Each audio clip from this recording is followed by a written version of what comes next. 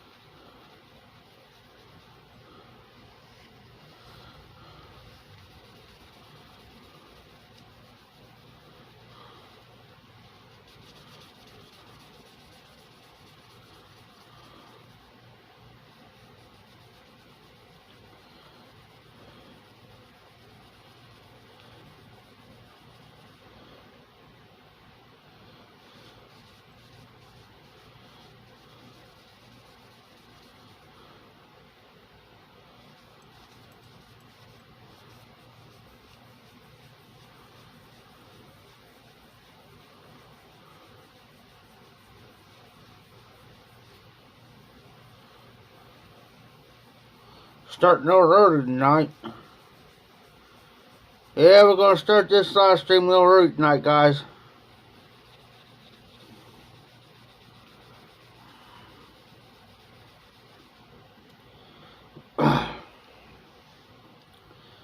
As you can tell,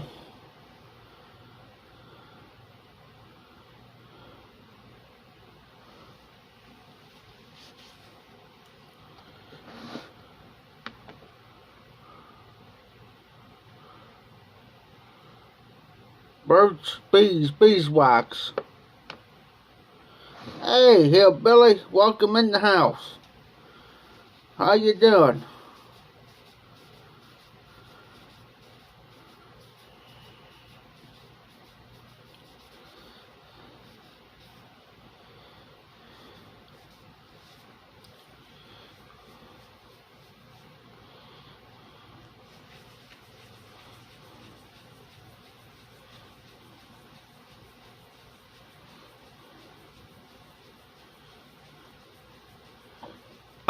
You're welcome, hillbilly. It's been a long day today. Easter.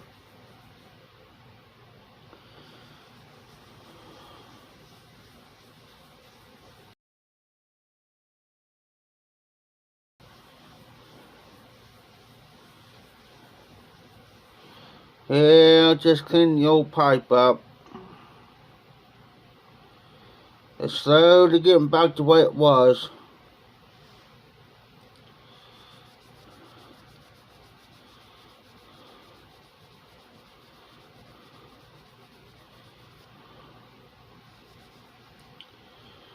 I'll be smoking the twist flake in there. I already got something there already done. Smoked about half a bowl of it.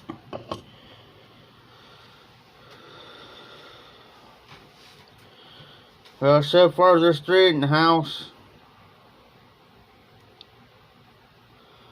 Hey, hillbilly.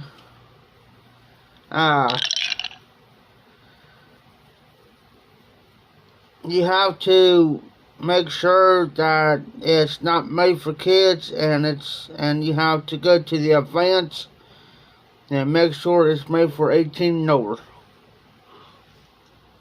Because if not, YouTube's gonna get you.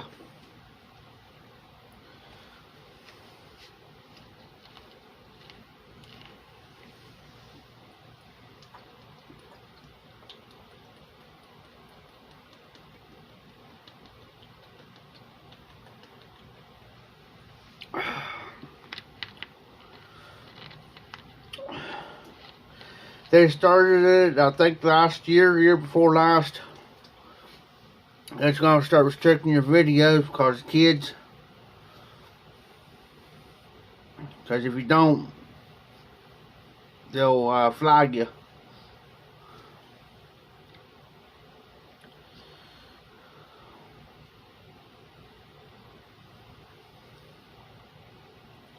So far, there's 3 in the house.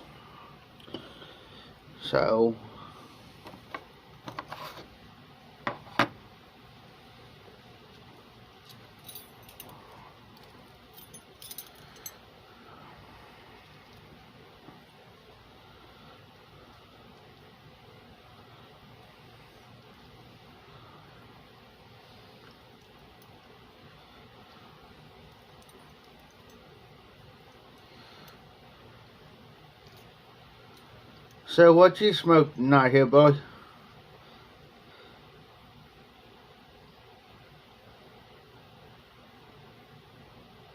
Yep, Craig's right. You have to confirm your age.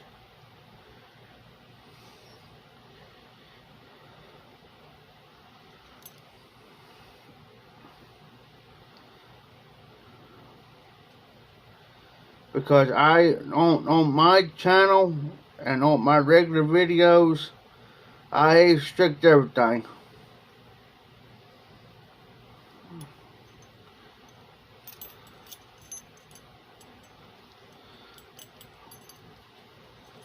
Because on my regular videos and my lives, I will not, especially on my live streams, I will not have anybody under.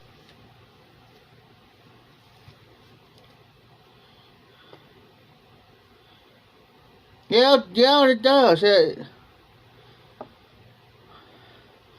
Hey, hillbilly, go over to your Google account and make sure everything's open properly with your age and everything. Make sure your age is correct and everything.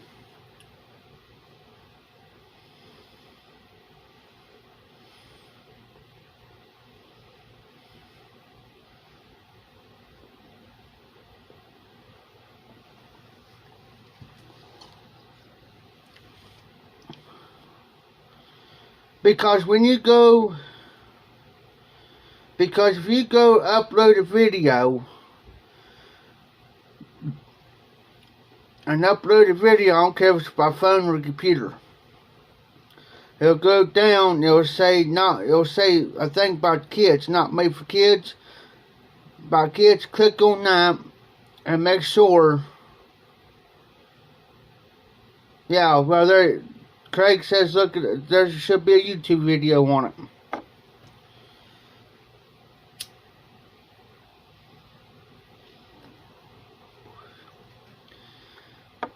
I got 2 derby cars I got to get done.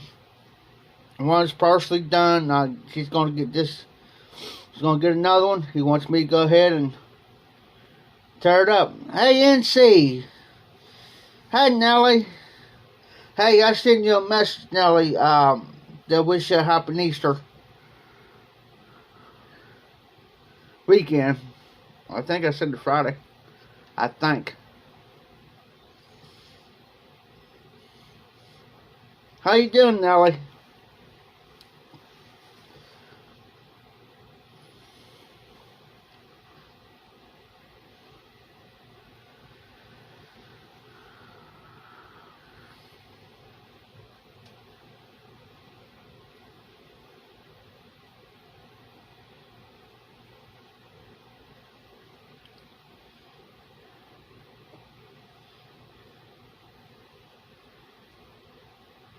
Oh.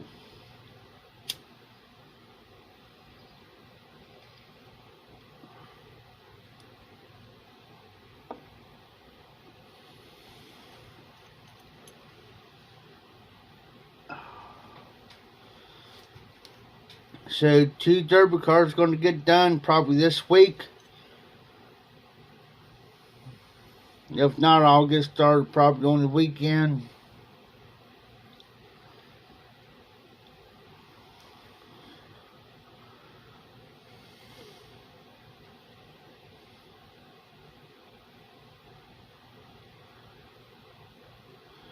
There you go, hillbilly.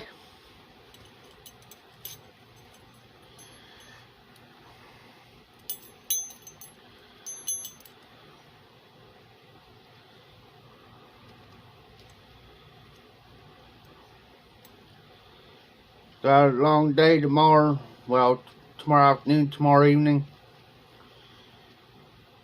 Long day Tuesday. Doctor's Tuesday. An hour and a half drive up. I don't know how I'm gonna be in there. Another and a half an hour drive back. I'm not looking forward to this doctor.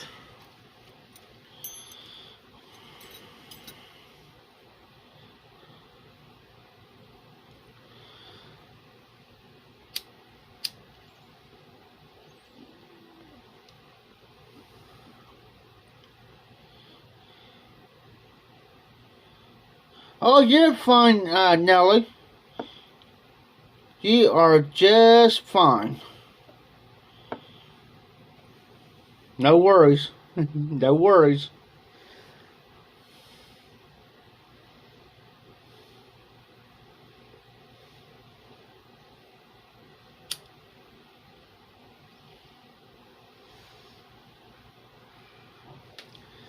Yeah, I know. Happy Easter to you too, Nellie.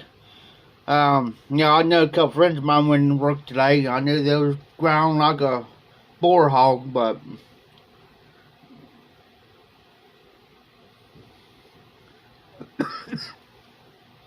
anyways, smoking the Molina, no, not the Molina, Medico Crest, shape number 11 apple, with some Peter Stokkebye's Victory Twist Flake.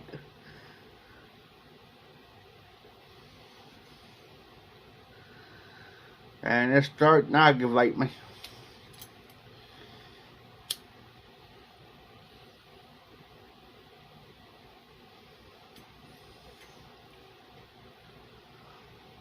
Did smoke a cigar earlier.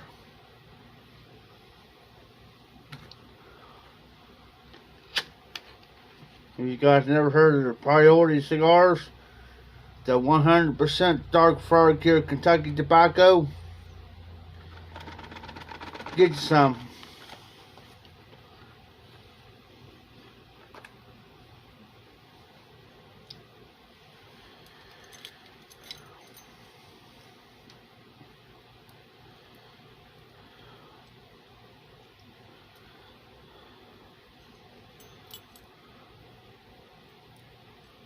Turtle. What type blends out, hillbilly? The only turtles I ever had, I ate turtle.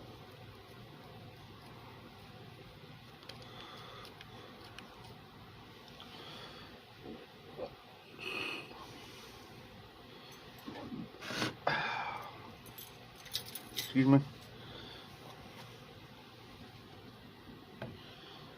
Haunted Bookshop.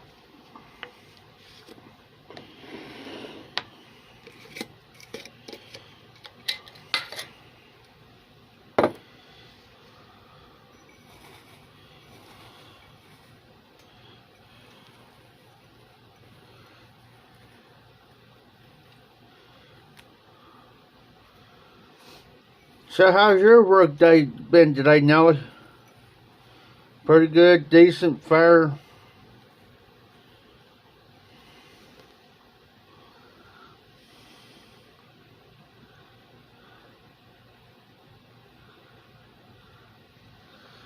Hey, Craig. The most bowls I ever smoked in a day, in one day, five bowls.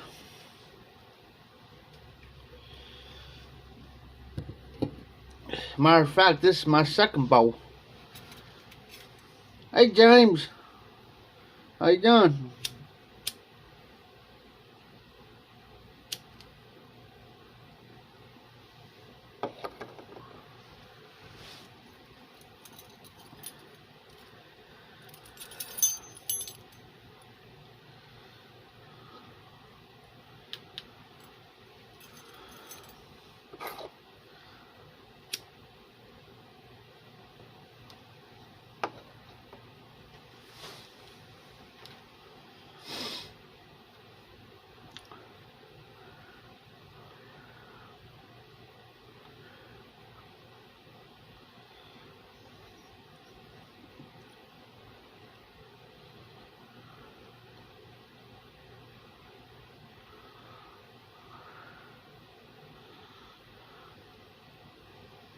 Talk about last night, James. I was on till probably about 1, or a little after, maybe 5 minutes after 1 last night. I was going to try to push to about almost 3 hours, but, well, 2.5, but my battery's getting low.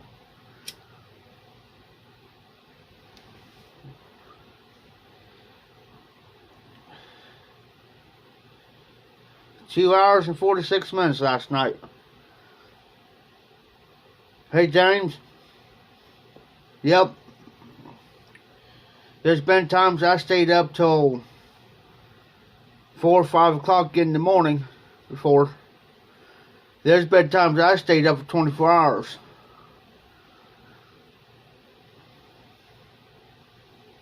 But I did got one pill here is going to knock me out here later.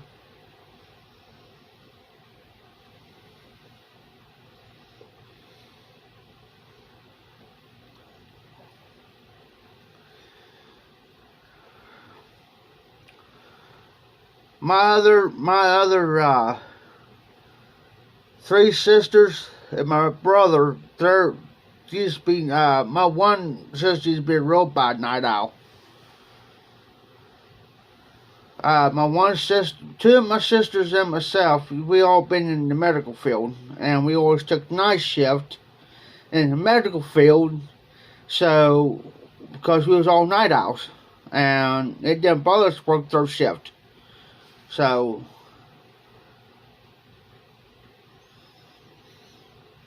my one sister, she was dispatched for the life squad.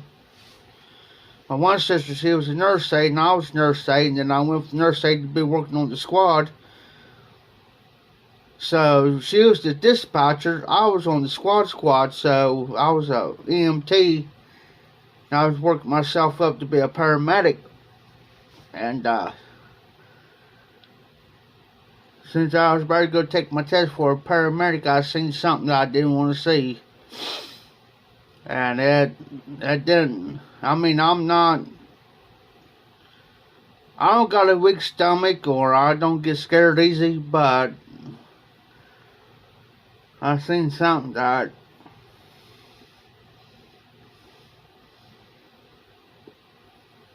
kind of traumatized me a little bit.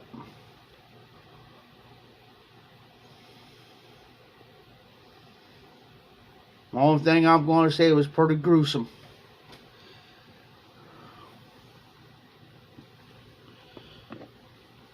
But other than that,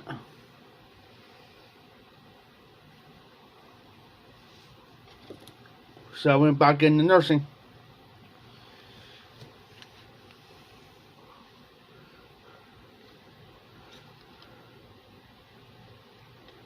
Hey, Hillbilly.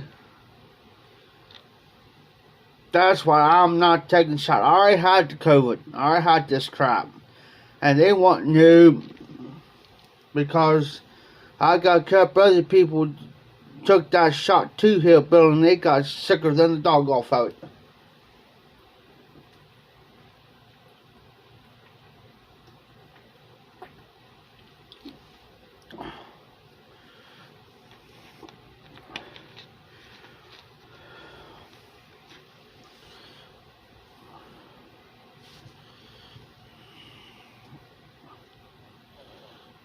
Yeah, James, this wasn't no domestic or anything like that. I had to deal with the car wreck.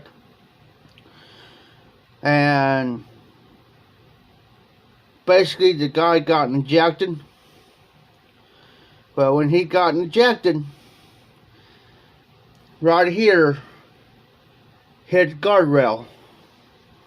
That's the only thing I'm going to say, so I'll let you all figure out the rest of it out.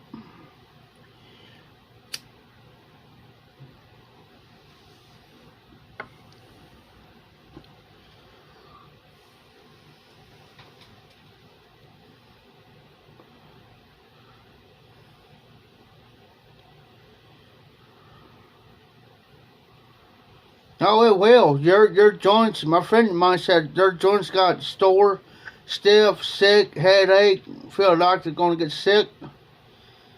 Hey, Jose, happy Easter, buddy. Yes, sir, James. I was here in the high where I used to live, and that's been like 12, see. I'm going to say about 17, 18 years ago. And it was all over, because matter of fact, Sally, I knowed the guy. And it all started, him and Buddy was drinking that morning. They was actually drinking straight pure moonshine. Well, he got the nerve to steal a car. Well, he stole that car. Much as I hate to say it, karma got him. Karma got him. And that's sad.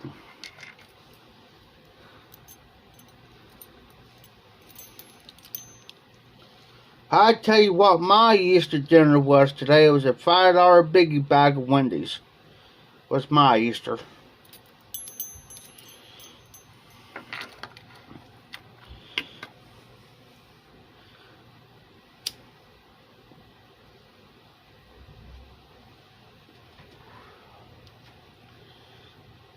Yeah, that's what happens.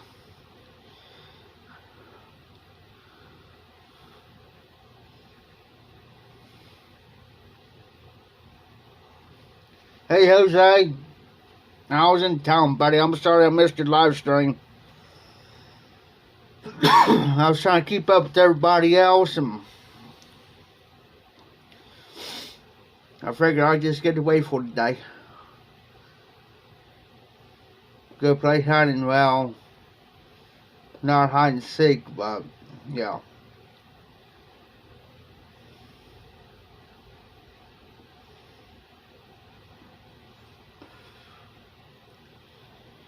So here in probably a couple of weeks, starting next month, I think Derby season is coming in which I do got my Nationwide Double-Listen Derby hat.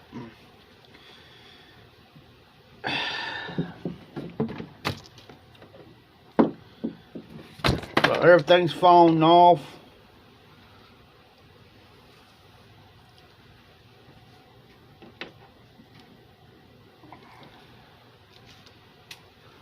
I'll put that hat back up there later.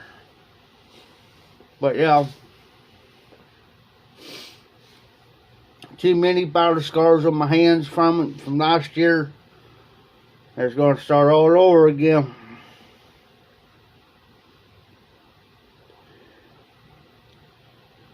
So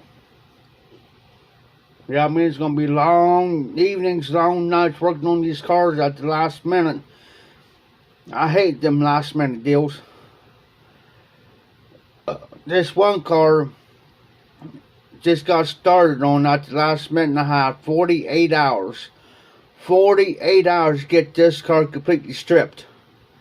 Windshields out, glass out, back windshield out, headlights out, dashboard out, back seat out.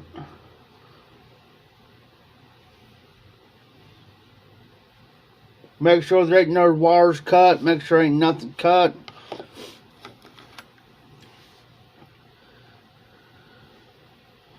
Because they do inspect them cars. If one little tiny problem, you don't even run. And here you done spend maybe $250, $300 for the car. That ain't including the guy working on the car getting it ready. And you put additional money into it, you may put another $100, $150, $200 in that car, and you may, one little problem don't even run, that's going to piss off the guy is driving it.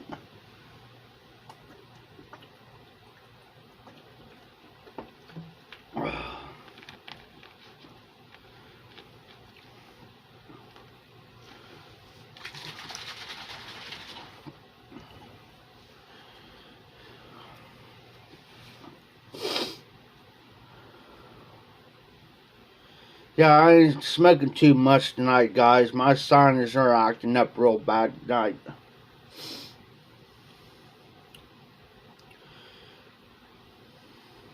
Went to buddy last night, went to a restaurant last night.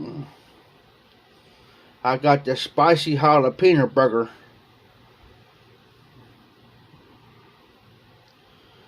That's jalapeno slices with pepper jack cheese, a few other spices. Oh yeah.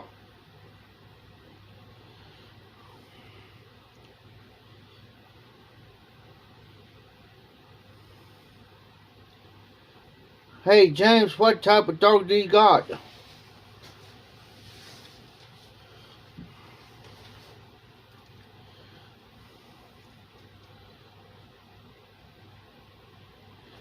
Hey Hillbilly. That's not pop. That's Kool-Aid. That's Kool-Aid, Hillbilly. That's not pop, brother. Oh, Dan's watching. Watch it. Dan's watching. Shaking up my pop. Yeah. Hey, speaking of that there, Hillbilly, I can teach you an old trick to make a little old-fashioned redneck bomb out of one of those pop bottles. And the only thing you need is 2 household ingredients.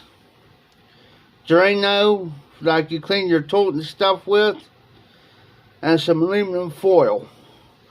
Put that aluminum foil down in that bottle. Much you can get down in there. Well, we got to roll it up first. Put it in the bottle. Squirt some of that Drano or toilet bowl cleaner stuff inside that bottle with that aluminum foil. Put the cap on there real quick. Shake it real fast and throw it. See what happens. Don't never hold it in your hands after you shake it. As soon as you shake it a couple times, give it about 2-3 good shakes, you better throw it.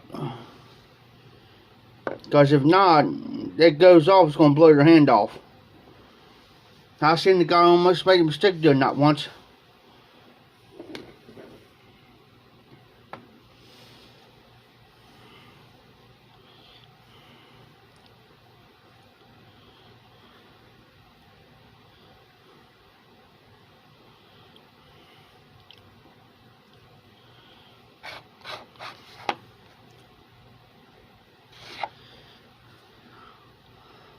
I did that once down at the auction house one time.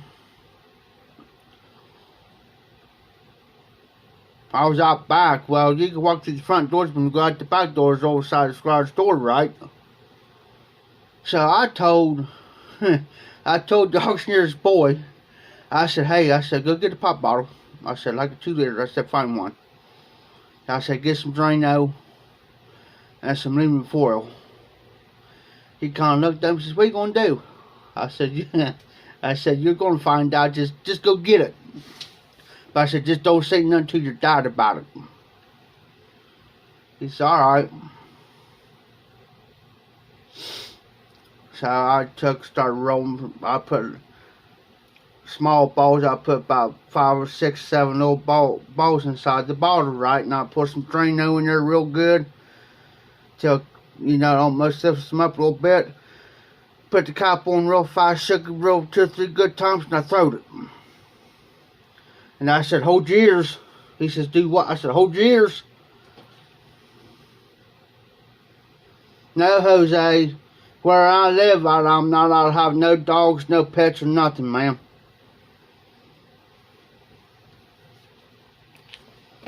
Now, when I was a kid, we had a German Shepherd. My dad had this dog trained now. If you remember back in the day, you always got like your pop, like Mountain Dew, Dr. Pepper, Pepsi come in them glass bottles back in the 80s. Well, I can remember my dad could pop bottle opened up, and he liked Pepsi, so he'll pop out Pepsi, you know, that cap off, and just tip it. No, Dan, I'm not a half a fish. And my daughter will tip out, and that German Shepherd will sit there. His name was Sam. Sit there and drink up Pepsi. Ice cream. Give our dog ice cream.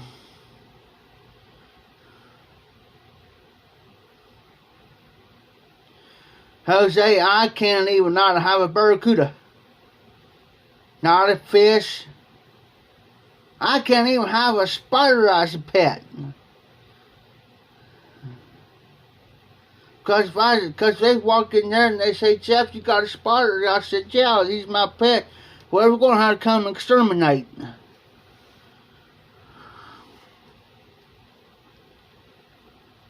Yeah, Dan, they are strict out here.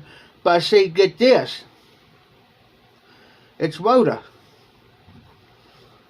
But if you live at another WOTA property, you can have a pet dog, but it's got to be like a Pomeranian or a little Chihuahua. But you have to put $300 deposit down just to have one dog in your house. And you got to have a cage. Because for some fact they have to come in and make any repairs, you got to put that dog in that cage until they're done. Because if they get bit, if your dog bites one of them, you're reliable. They can get you for that. No joke. Yeah, it is strict. There's a guy, I'll give a prime example. There's a guy come out here, he had a dog. Well, it was hot outside. About 75, 85 degrees outside. It's hot, so he wasn't going to leave his dog sitting in the... he had his window stuffed up, but he still wasn't going to leave his dog sitting in the hot truck. Brought the dog out. Brought in his one of my neighbor's place down here. They seen it. The case manager them seen it over here. They went down there and told him he had to leave that dog. He can't bring a dog into that party's place. And he literally argued with him. He said, you're going to tell me that I got to leave my dog out in that hot vehicle and I can still get in trouble for it, which here, where I live, if you get caught with your animal in your car and you don't got the windows down or anything, it's hot, they can get you for it. He says, I'm not going to have my dog die or whatever at the heat stroke, whatever, in that truck. And they said, well, you should have left your dog at home.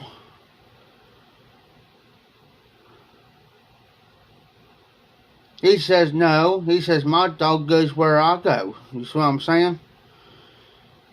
And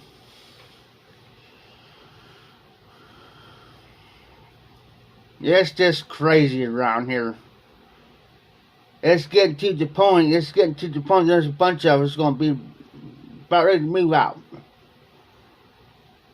That's the reason why I'm going to try to get some stuff through.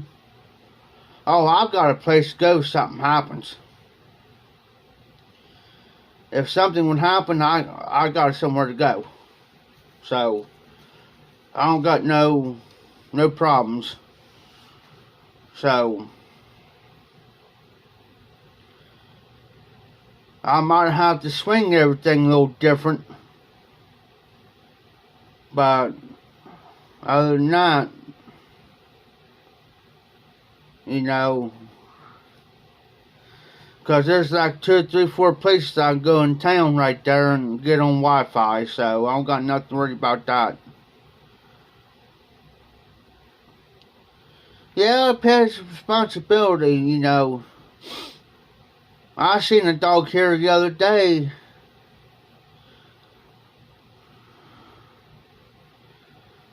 I seen a dog here the other day in town. Here, I think, one day last week or so, guys. And I thought it was from this one woman because he didn't have no leash on him or nothing. Well, I put two together that it wasn't her dog. What this dog do? Doors open up to Kroger's. Dog walks right on in like it wasn't, like he's a customer. And then there's this other dog before that went in there. I had to kind of laugh a little bit, but it wasn't funny though. But I kind of chuckled.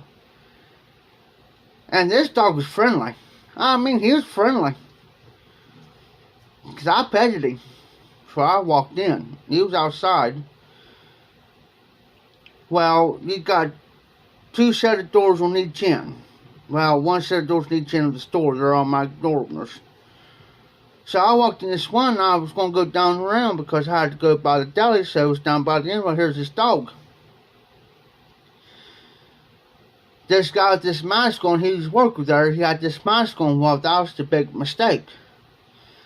He went to go down, and he went down real quick with his face, and this dog about nipped him. About bit him in his face. And just like I was right there. I kind of chuckled. I said, dude, I said, don't ever do that to a dog that doesn't know you, especially you got that mask on. And I said, you're lucky that he didn't grab a hold of your face. I said, I'll get him out of here. So I went down there and I started petting him again. Sitting there petting him and petting him and petting him. I said, come on. He followed me out the store. Well, I was looking for tags on there to see who it belonged to. Didn't have no tags, no chip, no nothing. And normally 9 times out of 10, if a dog like that's loose, because see, from my place to Kroger's, if you take it by car, it only takes 20 minutes or so to get from here to Kroger's. So, a lot of times people dump their cars on 22 here because it's considered as a highway.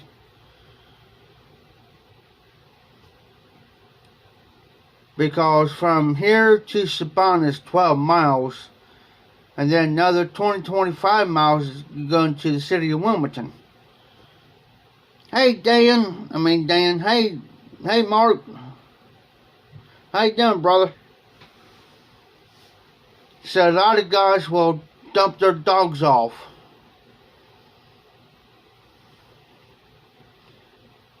Around here. Now our neighbor's dog over here next door to us, he'll come through here. He'll make his routine. He's got like 2 or 3 bushes that he pees on. Then he'll go across the street, pee on the neighbor's mailbox, come back across, come down 1 or 2 bushes down here on the end down here, take a leak on that, and then goes back over home. Neighbors had something that, I said, is that your dog? No. I said, does them bushes out there belong to you? No. Then don't worry about that dog. But I said, I dare you, I want you to walk up that dog and see what happens. And he says, why, does he bite? And I said, bite? I said, yeah, he'll bite you. Because I said, I made a mistake out there one day. I was going to try to get kind of close to him and pet him.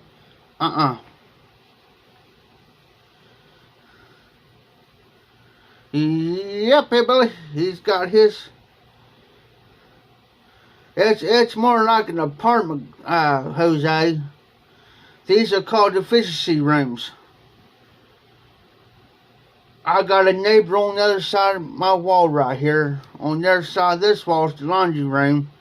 On the other side of the laundry room, there's another apartment. There's 15 down, 2 around. Hey, Cyrus, happy Easter, buddy.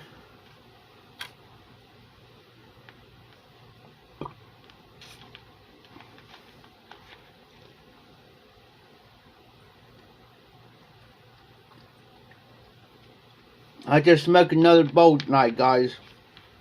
Smoked some on the bookshop. I can't smoke anymore because my sinus is starting to mess up at this time of year. Everybody's mowing grass and pollen and stuff. It's messing me up.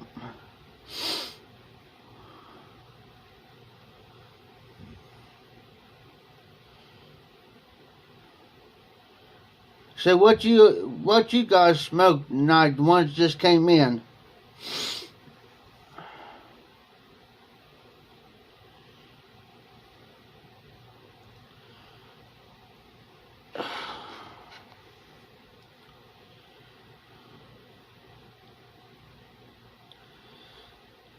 Yeah, there ain't too much been going around here today. Like I said, I walked in town today.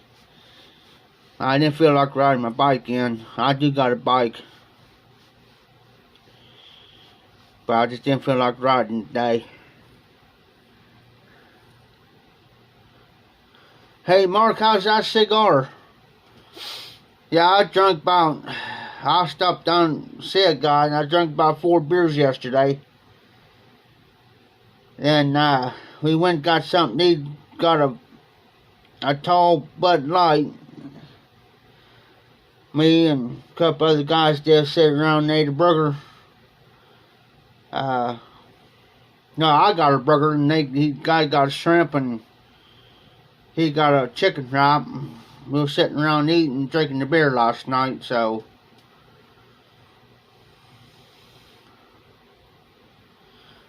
No, it ain't. I just got my allergies, Jose. I'm not really allergic to nothing.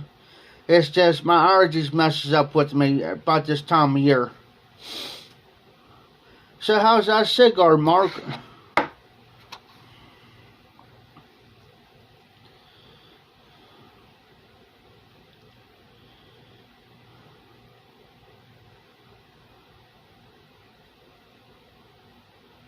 What's that one, Cyrus? Oh, you got a sample. Okay, never mind. I know what you're talking about, Cyrus. Never mind. Hey, Morgan.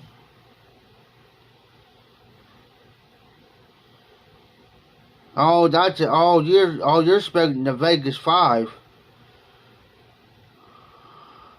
Moredo and I never heard of that beer before, Mark.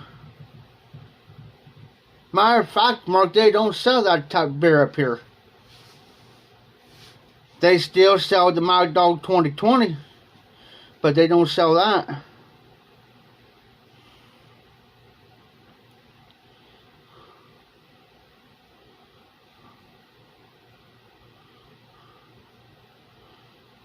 Oh, cool, Dan. Mark, I'm going to stop by, because I got to go in town tomorrow evening. Because I got 2 derby cars to work on. One's partially done, I got to look at. I looked real quick yesterday. I looked real quick at it. Didn't really this well need to be done, but I'll see if they got it around here.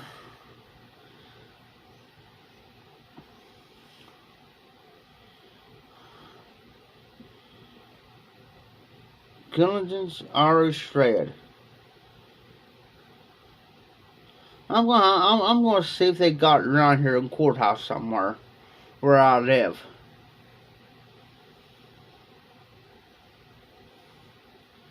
Cause I know we got at least two liquor stores here in town.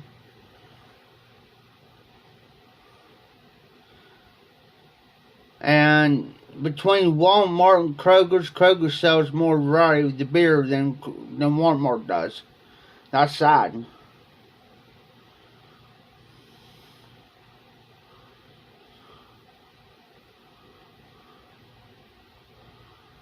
Okay, Mark. I can do that.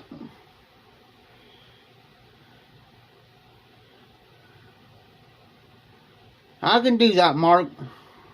I can wait, brother.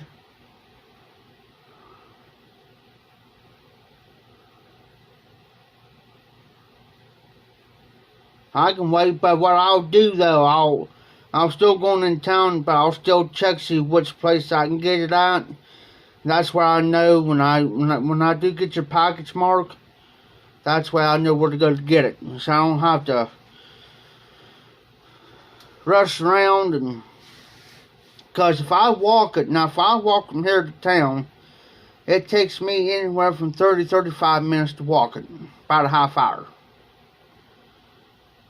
Now, if I take my bike on a nice day, then I can be there about 25 minutes of where I'm going. But there's certain days when the wind's blowing. So I live out in the countryside. Well, out in the country. And where I live at, it's all open. So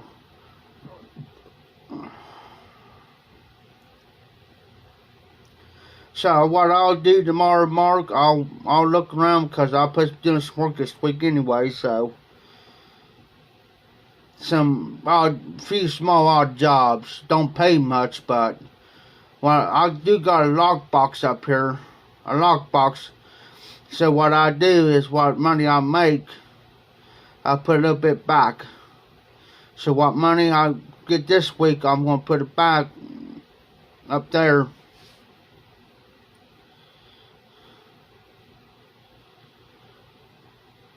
Yeah, there's a guy messaged me earlier on Instagram. Well, yesterday. So I might have a package in this week, guys. Might.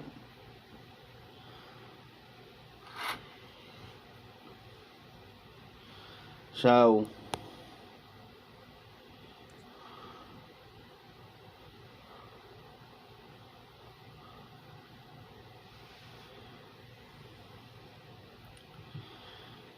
yeah, there's some skulls still going on. I think Flat Cap Piper still got his gall running. There's another gall. Go check out. Oh, I can't think of his name right off, guys. He's only got 119 subscribers, but every month, or whatever, he does this thing to where he send you a pipe. But this time, you have a choice of different pipes, plus 5 cigars. And the only thing you got to do is say, "I'm in." That's it. I'm in. The reason why I got in this gall here, Fed Head Fred, I think. Fred's his last name, Fred. Head Fred, I think, guys. And the only reason why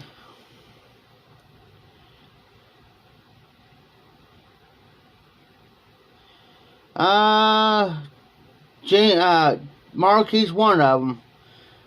But this guy here's going like 119 subscribers. Corvette Jim he won the pipe off of him. This guy's got like 119 subscribers. I should have wrote his name down.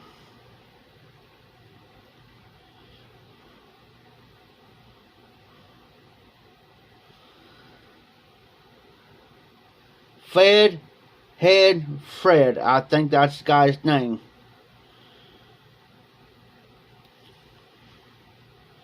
And the reason why I got in this gall,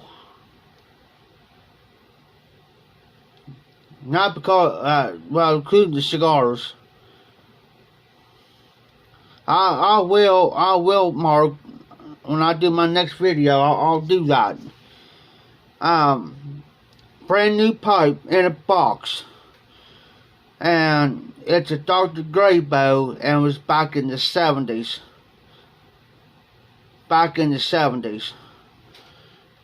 Oh, and he's got 2 9mm pipes in there, and until you have your choice of a pipe. But there's 2 9mm in there.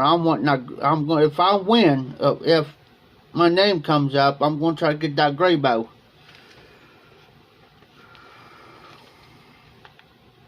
Or one of the 9mm pipes. I think he's going to have three drawings on that.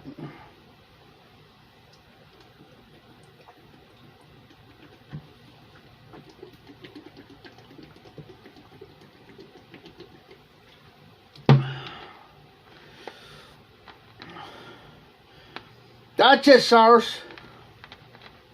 That's him. Hey, Mark.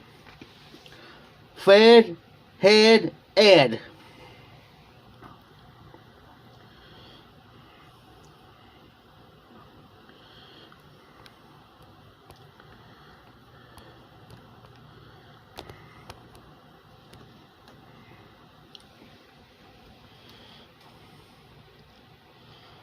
Hey, Mark. Go over and check him out, brother. He's got that. He's got that going on now. He's got it going on. Check that video out, and you'll see what I'm talking about. That gray bow in the box. He's got that there. He's got several other pipes. I know there's two 9mm pipes in there with them pipes. But whoever comes out first, like the first winners, won't have a choice. Get the first choice, and you guys know how that goes. First guy gets his first choice, and the second guy will get his choice, and it goes on down the line. Then it includes in this giveaway, guys. With this, I think you get told he's got a big pack of scars, and I think you get total 5 of them with the pipe that you choose. So you guys go check him out. Give him some love and support, guys.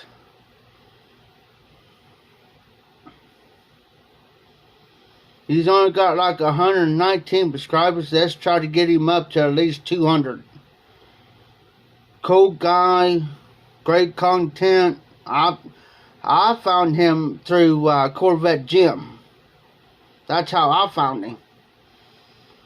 Because then he explained why he gives out a pipe or two every month, too. Like Sean Panzer does. So you guys go and give him some love. Because that's what I like to do, guys. I like to see these other guys' channels grow. If I know they got good content, and I know they're trying, and they're sincere-hearted people, folks,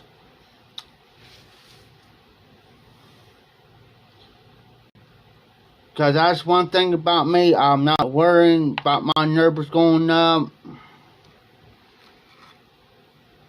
my views going up. But what I try to do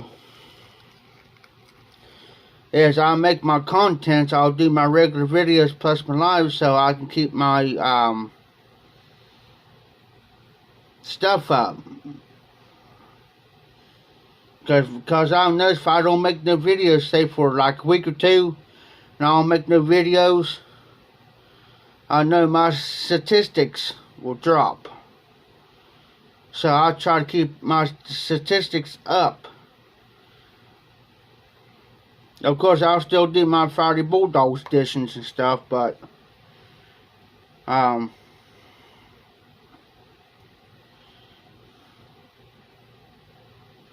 hey, thanks, Mark. I really appreciate that. I really do.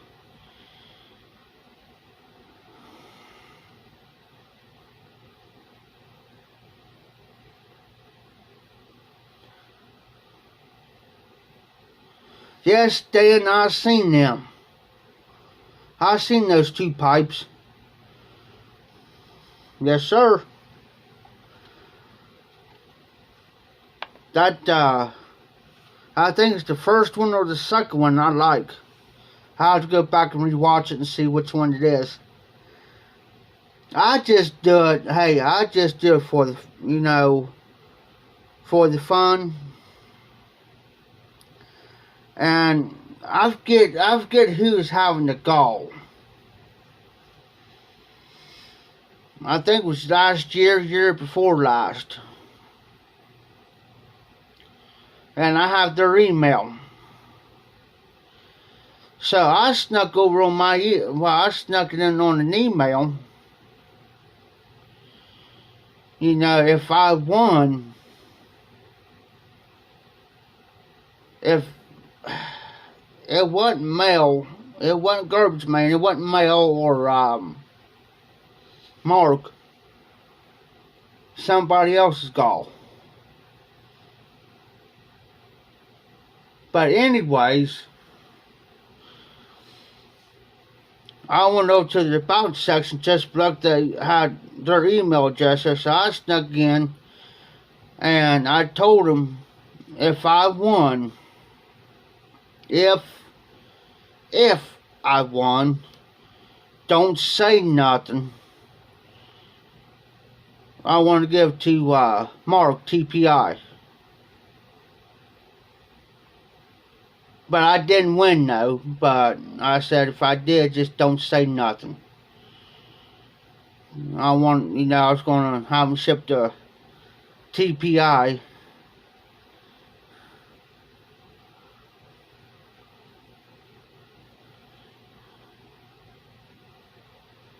Okay, Mark, I'll check that out.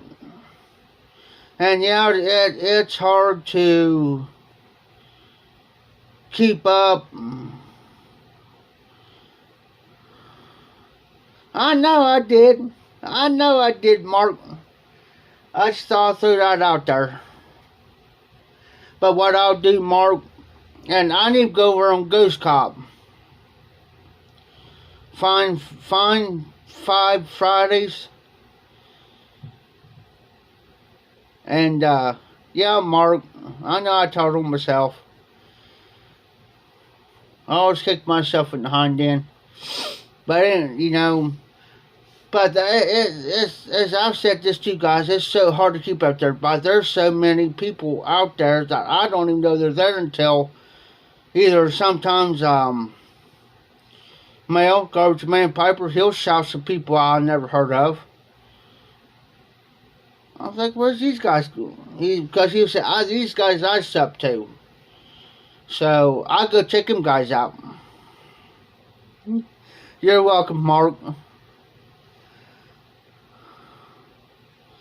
But, or I'll go run Ghost Cop's website. Well, when he does his Five Fridays deal. That's how I get them. Because there's so many new ones out here. Hey, Everett.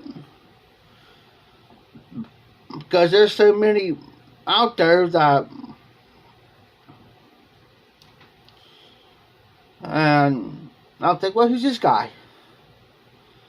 I'll go over there and check some of the videos out. And I'll see how many subscribers it's got. And there's a couple new ones too, guys. When I do my regular video... I'm going to try to do one tomorrow before I leave. There's a couple of new guys I'm going to put down in the bucket.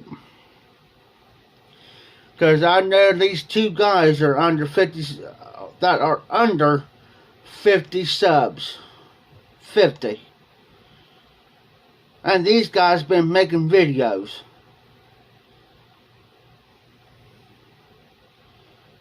I think Utah Purple's one of them. Utah. And see, there's another one too. I'm trying to think off the top of my head.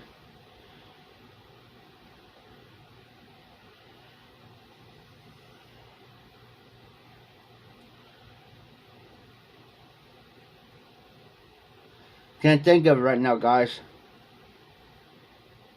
Oh, hey, Mark. Since you're on here.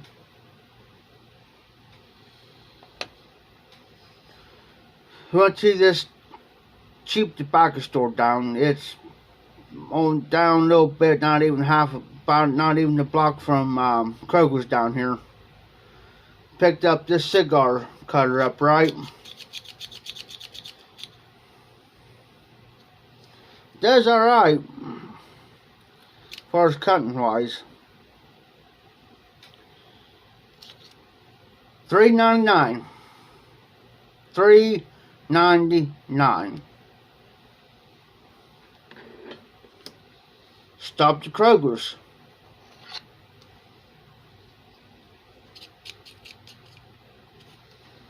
Almost same identical cutter, but it's got the dope ends to this is the $2 one.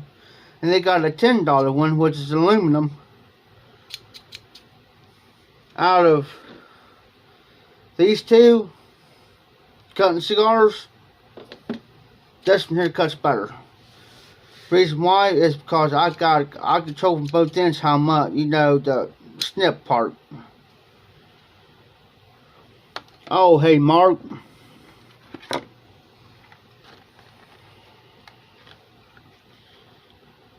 Priority. Strong taste, unique shape. 100% dark fire cured Kentucky tobacco cigars.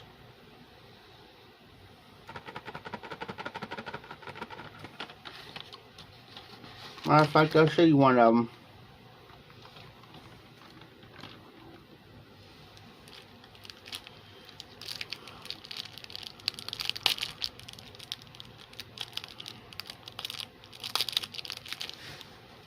I gotta get my knife out, guys. Now, this one right here, Mark, this one right here is sharper than the other one. That's sad.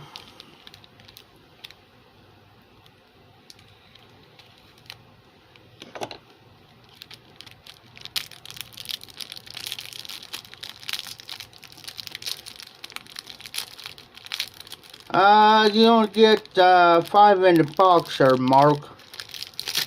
I'm going to show you one of them. So I ain't scared to open these up. Comes in the box like this.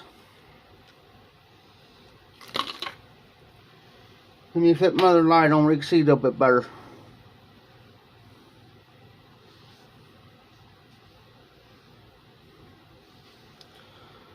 "100% dark fire cured Kentucky tobacco."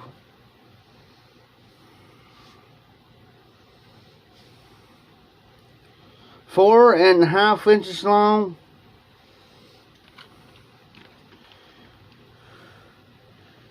The intensity of it is 4 out of 5. 4.5 inches long.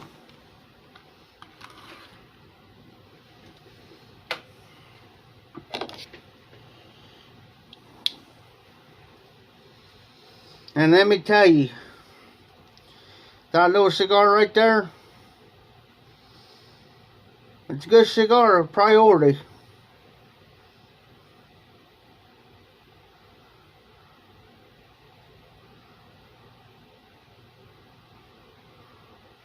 Hey, Mark, I tell you what, out of all the cigars, these cheap cigars I've smoked, this is the best one. And look, you don't even have to cut the end to it. You can. You can cut that if you want to, but you don't have to.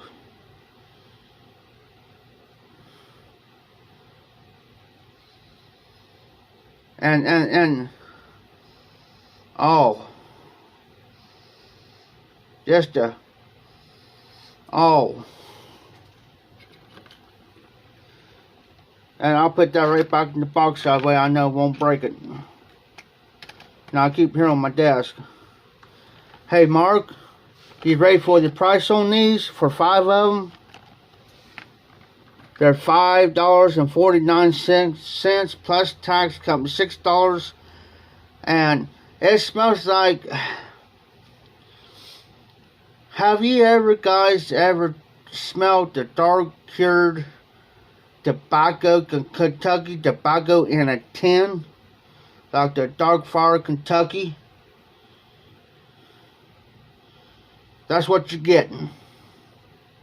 That is what you're getting out of these. That's what you're getting out of them. But make sure you get the Kings out. Here, let me do this. Get the Kings. That's what it is, Mark. And when you smoke it, oh yeah, it's got a, you might, what I do, even though that end's opened up on the end, Mark, what I still do is I'll take my cutter and I take the put the very end in there, just the very end, and I'll clip it. Just for me, so I can get a better draw. I mean, everybody's different. Just about there, Dan. That's what it looks like. I smoked one really down to about that far. I didn't smoke it over now. I still got maybe about that much left on that cigar, and I'll put it out. So when I go in town tomorrow, I'll just stick out there and chew on it a little bit when I'm going to town. There's $6.11, Morgan, but every state's different.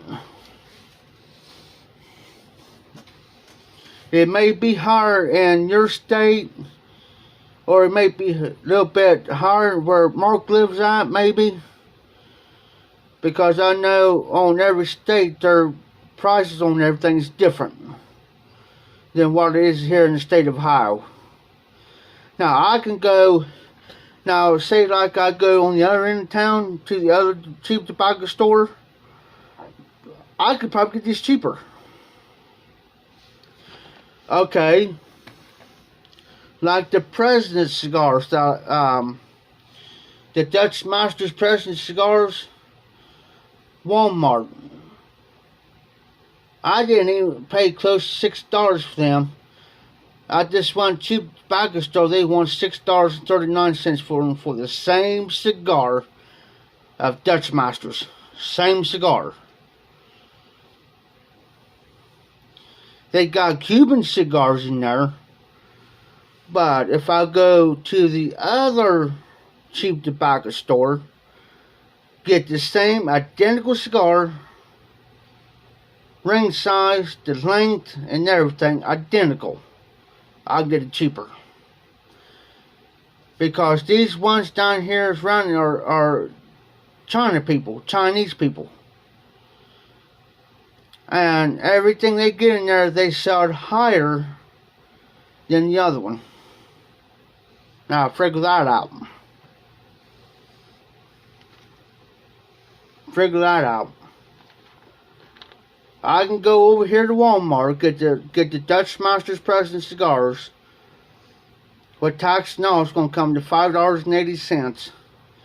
I can go there, I'm going to pay close to $7 for the same thing.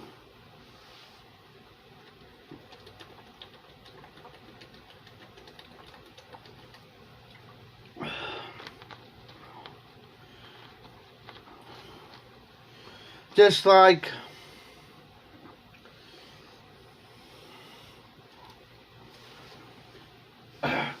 Super Larder Flood. I got a can up there, and of course my cell phone, my regular cell phone.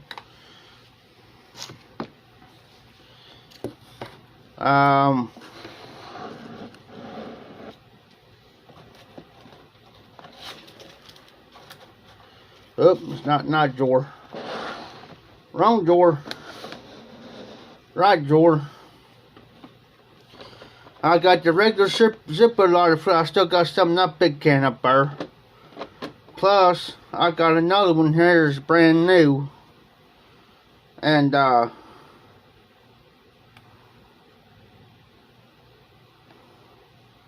okay, I'll use this as a prime example. If I go to Walmart, these here sells for $2 something. I'll go to this one tobacco store, they may sell for almost $4. I'll go to the other one, they may sell for $2 something. Lighter Flood. I keep this in my drawer as a backup.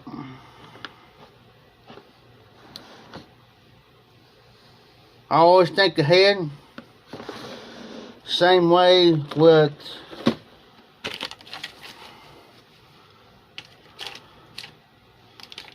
my lighters. Same way with my flint. I got one opened up. I'll have a spare one. So what little bit of money that I do get, I try to see if I'm low on something. I'll go. Now I'm real low on pipe cleaners, real low. So that's the next thing that's gonna be on my list. I used to try to pick up. I try to get the 100 ones, so I'll try to pick up 2 of them up, so I can have plenty of pipe cleaners. Yes, Jose.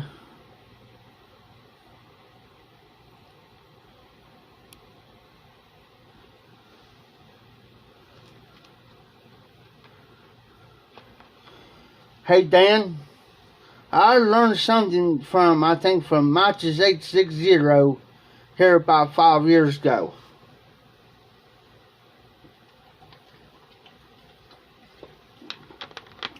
On that.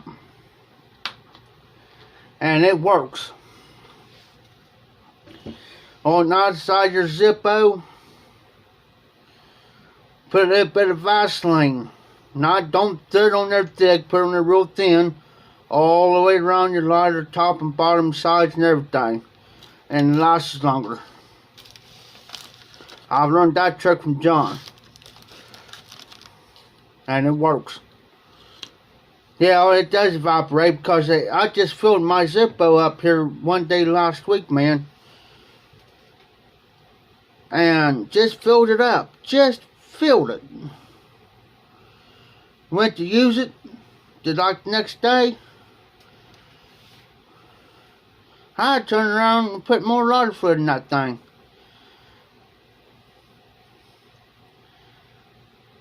I went over here to Walmart because they had this Zippo pipe lighter, and it was only like $15.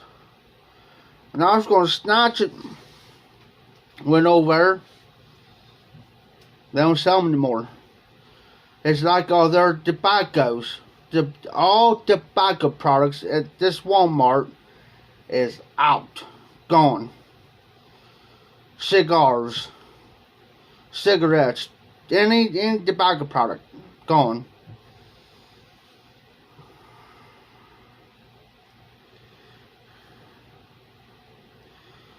Hey, Jose.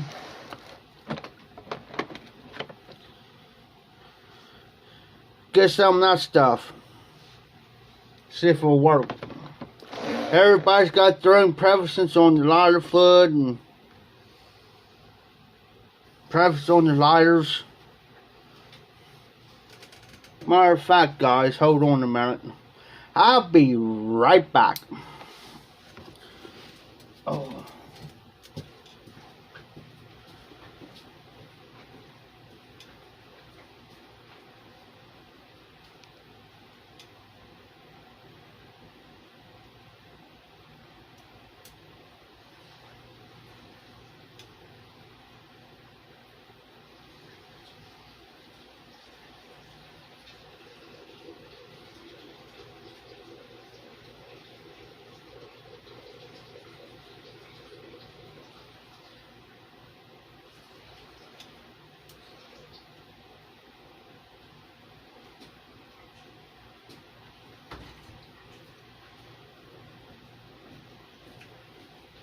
Hey guys,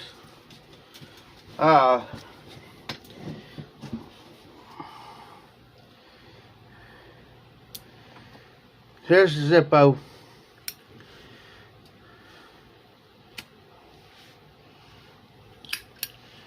But I tell you what, I get this side gets burnt black. I tell you how I clean those. Is I take me a piece of sandpaper and very lightly, I don't press on these, I take it very lightly. I'll go this side, the back side, the other side real lightly till it comes clean. Now, I know this here's a little bit dirty, so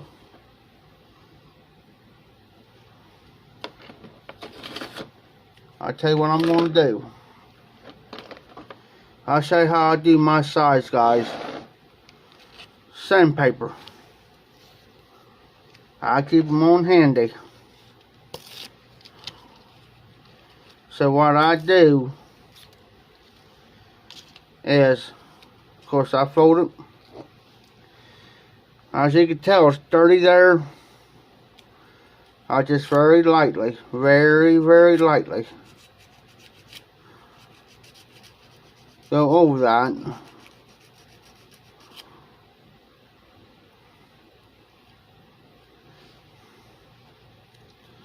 You can put a little bit of pressure on that, but you don't want to bend these in.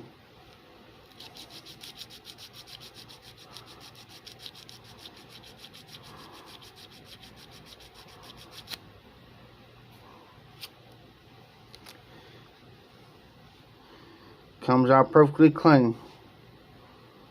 Perfectly clean. And I'll do that to the same side. Well, the other side, not the same side.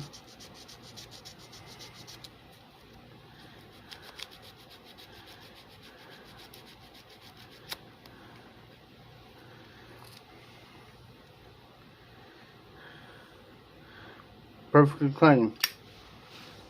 That's how I clean them.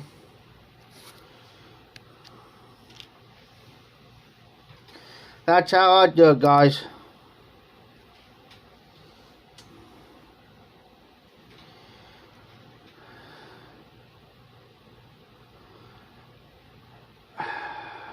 Morgan, I'm not too crazy about butane. I had several butane lighters, man, and I had one. I had a butane lighter. It was an actual miniature pig, and had the lever for lighting it right. Well, when I lighted it, two flames would come out of his nostrils. I had that thing for probably 7 years until finally it just quit on me.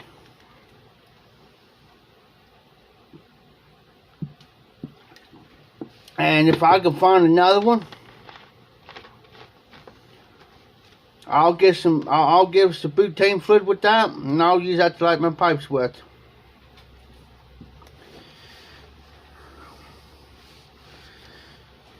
Then you can actually then I can actually say I actually light my pipe with the pig.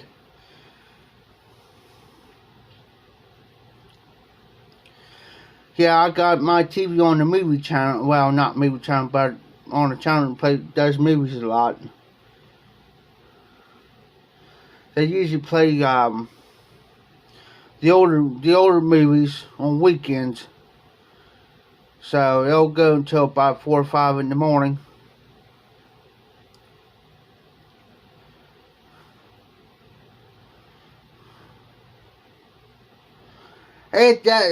When I first started doing it, Dan, like my pipes with the Zippo, yeah, I've noticed the taste of the lighter fluid.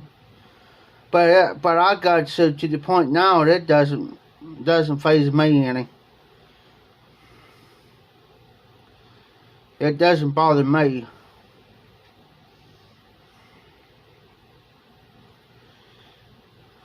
Now, other people, like I said, there's a lot of people likes and other people don't. Hey, Mark, I got that there and Tubi and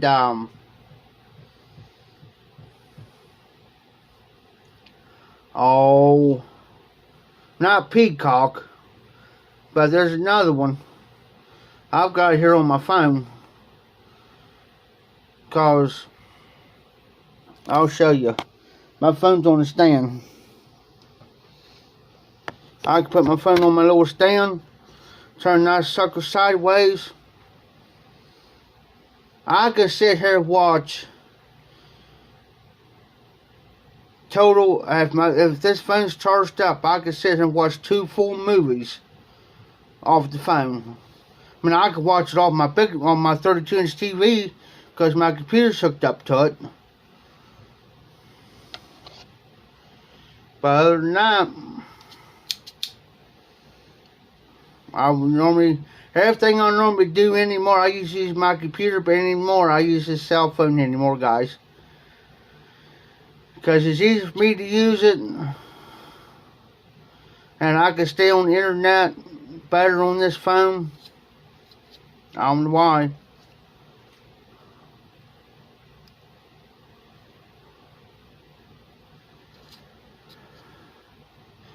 Well, it's really, yeah, it is, Mark, you're right. We used to have cable out here, they shut it down, and a lot of people throw the fit about it. But I got one of those flat antennas that you put up in your window. I pick up like 25, 30 some channels, sometimes 40 channels, man. And I can sit there and watch, well, it's Quest now, but Quest is like the History Channel. And on Sundays, I can sit there and watch, like Axeman and all them. Well, I watch them every night. Ice Road Truckers, I watch that all the time. Jose, the reason why, Jose, you brought up a point there. I'm going to start using this Zupo a lot, not only for my, oh yeah, I do that, Mark. I do that all the time. Because, see, we got internet out here, so it's free to us. So, I mean, I could get in here, I could be here, I mean, I could be on here for the next 4 or 5 hours if I felt like it. If I felt like it. But no, I'm going to be using this Zippo a lot, because this year, not only do I use it for my pipes, but if I'm down there working on these derby cars, and it's a little windy, I got the old trusty Zippo. The old trusty Zippo, guys. Because I'll probably have to use a cutting torch. If I have to burn, use it for something else, I've got it. Just like Tim down there, he says, man, you got all kinds of tools. Well, yeah. Because I told him this. That's what I told him. I said, that's what I invest my money into.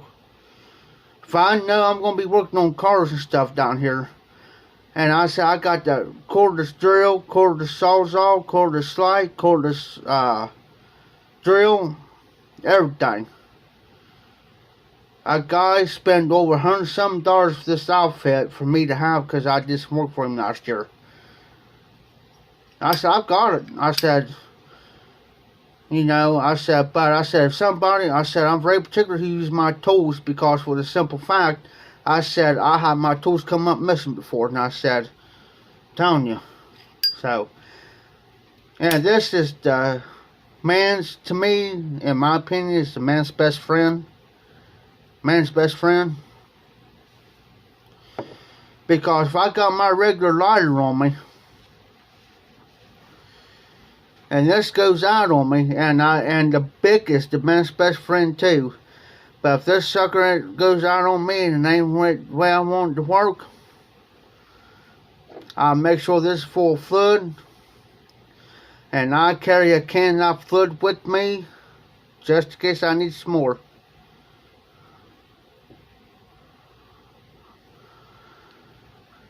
Well, damn, if you can get us, well, I tell you what you do, Dan. If you can't get that to light, if you can't get your Bic lighter to light,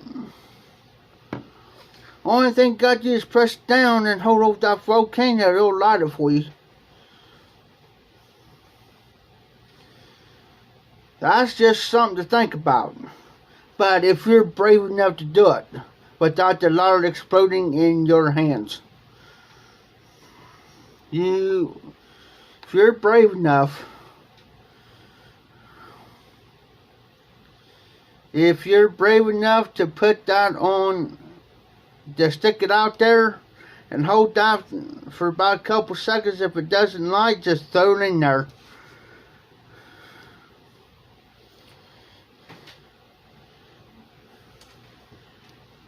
That's the way I look at it. I mean, that's just my opinion. I mean,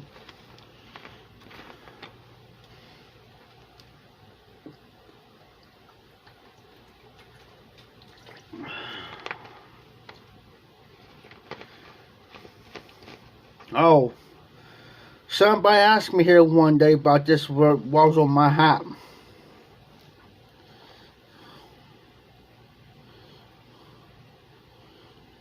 Yes, Everett. The 6-second rule. It only takes six seconds to fill a Zippo. But now everybody asked me what this was on my hat one day. I got a couple comments on one of my videos on one day. And I had a couple people ask me here in town. I picked this little thing up for $1 over Walmart.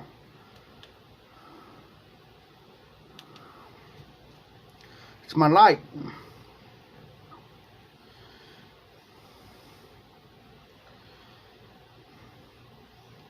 And I could pick the batteries up these over at the Dollar Tree for $1.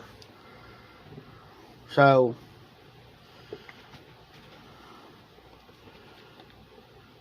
and let me tell you guys, I have walked home in the dark before, and it's about a 30-minute walk.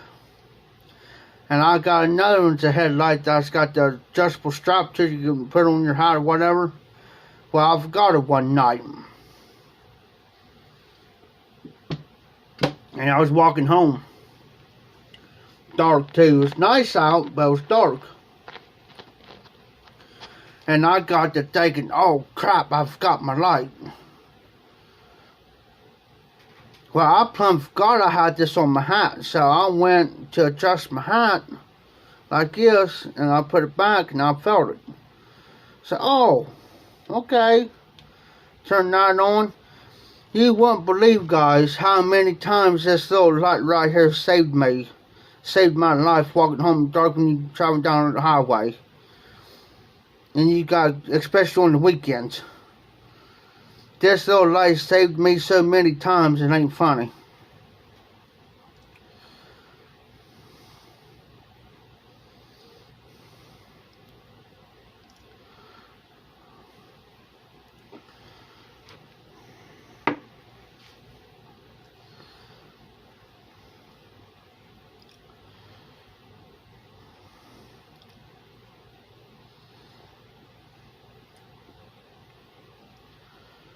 Then I got rechargeable lights on my bike that you plug into a cell phone. Matter of fact, I'll show you the plug-in.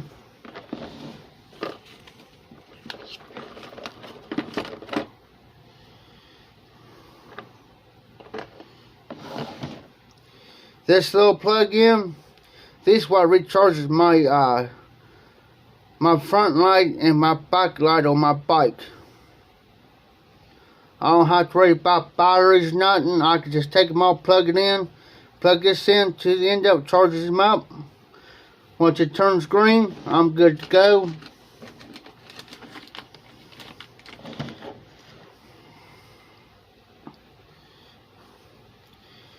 Yeah, mine just did, Hillbilly.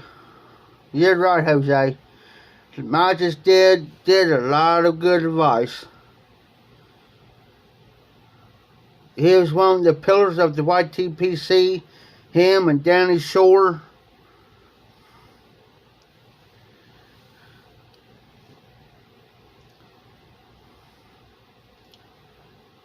Thanks, Mark. I seen the guy today, speaking of bikes, he had an e-bike. It's an electric bicycle. Goes 20 miles an hour. Now here in the state of Ohio, it's legal to have e-bikes, but it's got class 1, class 2, and class 3.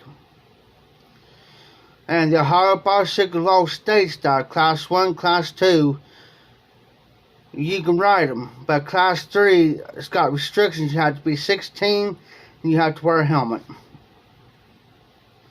Because there's different speeds and the voltage. You can have an e-bike here in the state of Ohio and goes up to 35 miles an hour. That's it. No, I take up back 30 miles an hour. If you got a bike goes 35 up to 35 or higher, like a moped, you got to have a license for it. And also in the state of Ohio, I don't know how everybody else is, but here in the state of Ohio, at nighttime, if it's dark outside, you got to have headlights on it, a headlight, a backlight. You got to have front and back reflectors, and you got to have reflectors on your wheels and everything. There's a guy who used to live out here. He's just right down here, probably not even 5 minutes, not even a couple minutes he could have pulled in here. Got pulled over by the State Highway Patrol. And the State Highway Patrol told him, he says, man, he says, you know that your back light's out? He says, dude, what? He says, your back headlight's out on your bicycle. He says, man, he says, they was working when I left Kroger's. This is what the trooper told him. He said, he says, I must have to get new batteries for it. He told him. He says, you better get batteries for it, because he says, next time I catch you without having that backlight on your bike, he says, I'm going to give you a $75 fine. $75 fine. Because he didn't have his backlight on his bike on.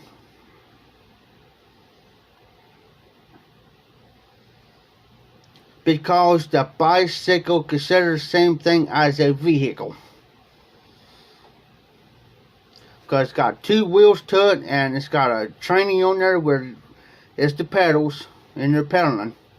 And you're going now if I leave right now on my bike, I make sure my batteries are charged up on my lights. I can ride my bike into town now and come back, and they pass me. They can't do nothing. But I had to go with the flow of traffic.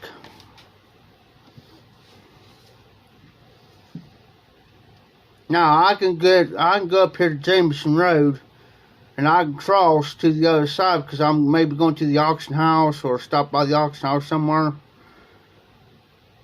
That's fine. They don't say nothing.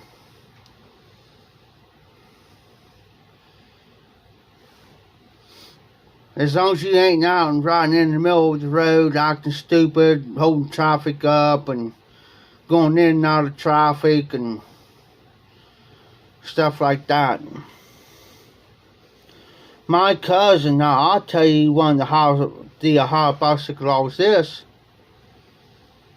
My cousin got picked up for DUI on the bicycle.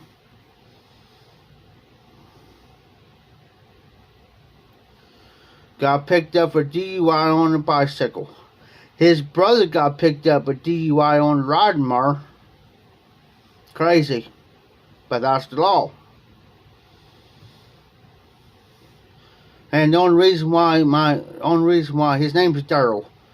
The only reason why Daryl got DUI on the bicycle is because he was drunk that night and he was trying to make it back home.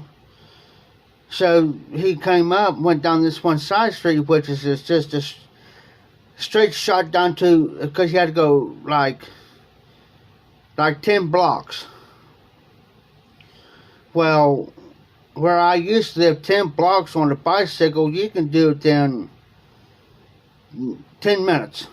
Maybe 10, no more than 15. And you can go. Oh, well, he had to go down so about 6 blocks, and then he cut down this one side street and be right at his house. Well, he went and turned down this street called Marbo Street, and he went down, he passed 8th Street, and between 8th Street and 7th Street, he sideswiped the car on his bike, and the people had to be outside. by the time he done it. And he didn't damage his car. He just like kind of bumped into it and maybe give it a little baby scratch. But they knew who it was. And what they did was, instead of letting it go, they called the Greenfield PD on him. And they picked him up for DUI on the bicycle. Because they would say, well, he made a hit and run. How in the world are you going to do a hit and run on a bicycle?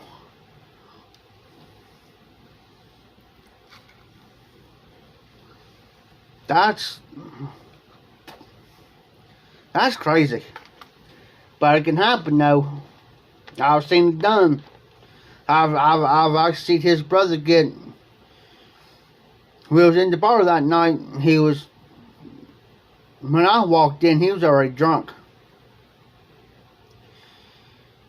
Well, I just happened to walk in. I drank one beer, and he said, well, I'm going home. Yeah, Mark, things has changed since when I was growing up, because when I was growing up, you never heard of a lot of this stuff's going on now, these bicycle laws or whatever. Times changed. But anyways, I knew the owner. Well, of course everybody knew who the owner was. I mean, he was cool. I walked over to him. I said, Kurt, did he ride his murder up here? He says, yeah, Jeff, he's got it sitting out back. I said, well, he's going to drive that thing home, man. I said, you know they're going to pick him up. And you know, I said, what time is it? He says, going after 11 o'clock. I said, you know they're going, somebody's going to school in here, and you know they're going to be out back waiting on him.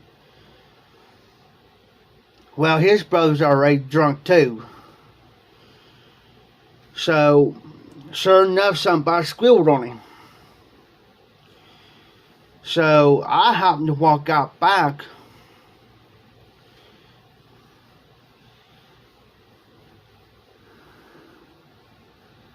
Yes, Dan, you're correct. And yes, Jose, it's harder.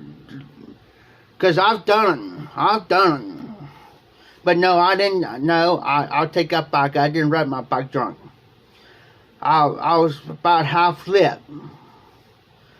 And I had my bike down here at the auction house last year, and I walked that bike home, but I put my lights on now.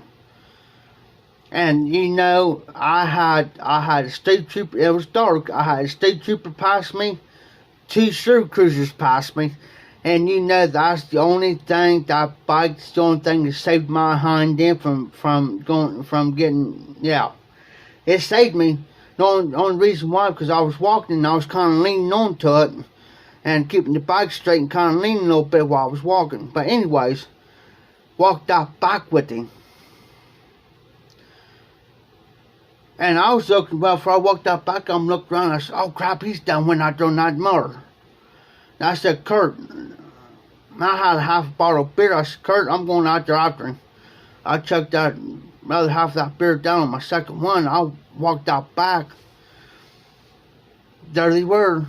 There's the cops and his sister. He was wanting to fight him. His sister tried to get him in the car. I walked out there and I said, Donald, get in your sister's vehicle. Let her take you home. I'll take your murder down to the house. Well, just but luck, they wasn't close enough to me to smell the alcohol in my breath. And Donald still, you know, and then he stopped and he looked at me and he says, did you say you'll drive my murder home, Jeff? I said, yes, I'll drive it home. So I turned and they knowed me. And I looked at Jeremiah Oyer and I said, Jeremiah, is it okay if I drive his murder home? I said if she follows me, behind the murder. I says, okay if I drive his murder home? He says, yeah, go ahead, Jeff. Just take it home for him. Well, his sister's murder, everybody called her Boo. And Boo says, Jeff says, yeah, I can do that. And she says, I can bring you back up. I said, okay. And I said, well, here's my keys. I said, I don't need your keys. I got a key on me. So I pulled that key out, and I said, that ain't going to work. I said, yeah, well, I'm going to start that murder with the key. And, matter of fact, I'll show you the key.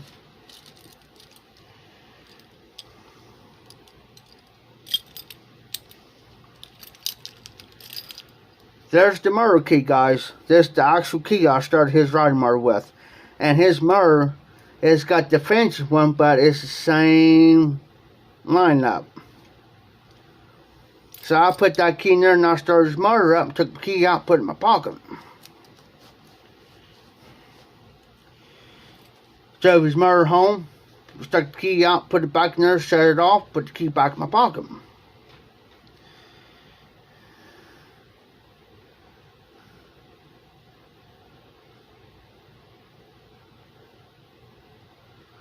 Yeah, that's about the same way here, Everett. It's about the same way here. And she got out and she says, Jeff says, what type of key you got? I said, I got just regular murder key. I said, I could start these guys' murder, and they're brand new murders. Brand new. I said, I could start these guys' murders up any given time and take off on it anytime I want to. If I wanted to, if I want to be that dirty. And I said, I ain't going to do that. Well, this how he got caught. He came back up there on the murder about a half an hour later. Half an hour to 45 minutes later. Comes back up on that murder. Snuck out of the house. Now I was standing there drinking a few more beers. Next thing I know, Kurt says, hey Jeff, turn around, heads up. And I know what he meant. Turn around and look. I turned around and I said, I can't believe it. I cannot believe it. He come over and I said, did you drive that murder up here? He says, yeah, I did. I said, you know you're going to get busted. Oh, I ain't. I said, yeah, you are. Because they said, because I drove your murder home once and I ain't doing it again. I said, you get caught, you get caught.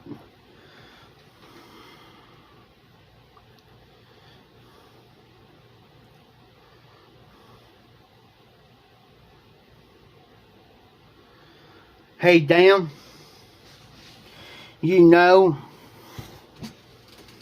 that if you're drunk in the car and you got a DD, designated driver, and you're drunk in your vehicle, they cannot do nothing to you. Nothing. As long as you're not acting crazy, ignorant, stupid, whatever. But now, if you're walking down the sidewalk, because this happened to me, Dan. You brought that up. This happened to me.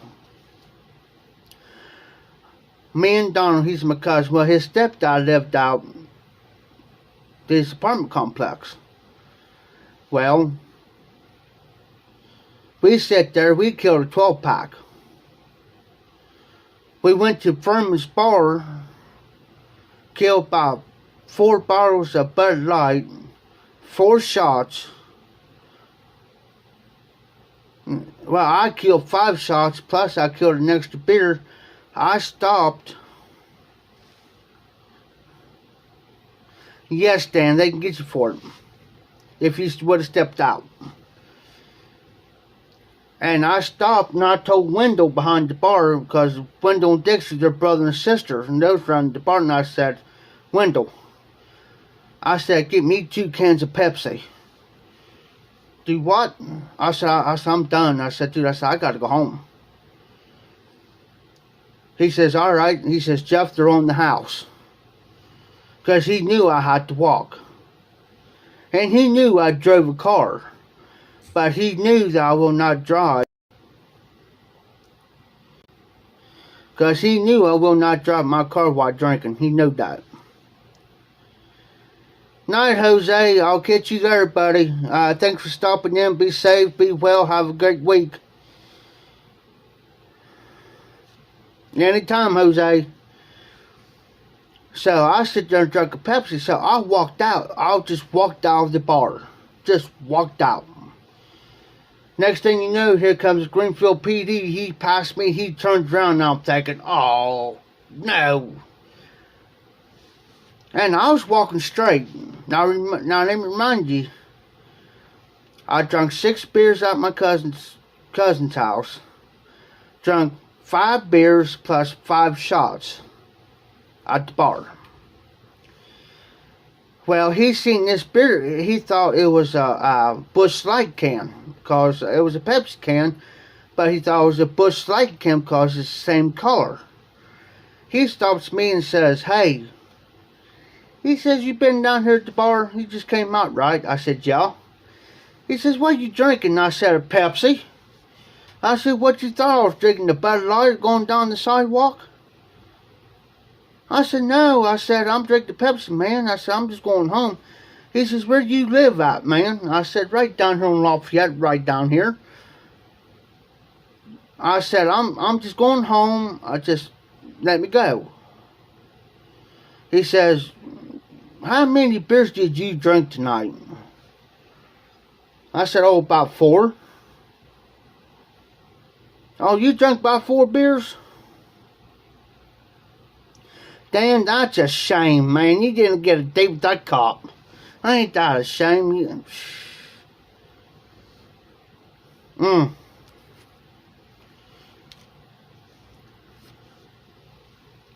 So, he says, you going home, right? I said, well, yeah. I told you I don't have 4 beers. And I said, I'm going home. Dude, I said, 4 beers ain't nothing to me. I said, I'm on foot. Now, I said, now it'll be different if you see me come out of the bar and get behind the wheel. I said, my car's parked over my dad's house.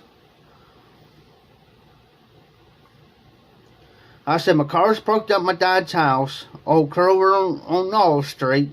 And I said, now, it'll be a bit different now if you see me come out of the bar and me get my car and get behind that wheel, I can understand you pulling me over.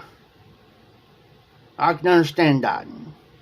But man, I don't have 4 beers. I'm just going home. He said, all right. He says, that's the only thing I wanted to know. He says, I appreciate your honesty. Honesty?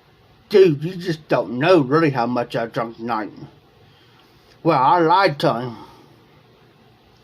Think, forget him. Forget him. I'm going to play hide and seek with this old boy.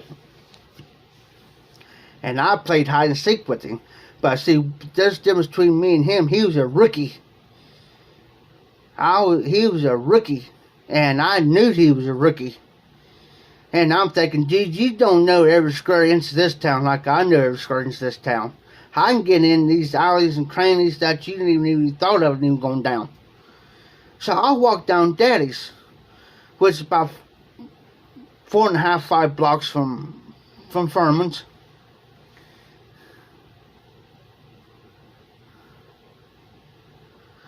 Yeah, I back in my younger days, Mark, yes.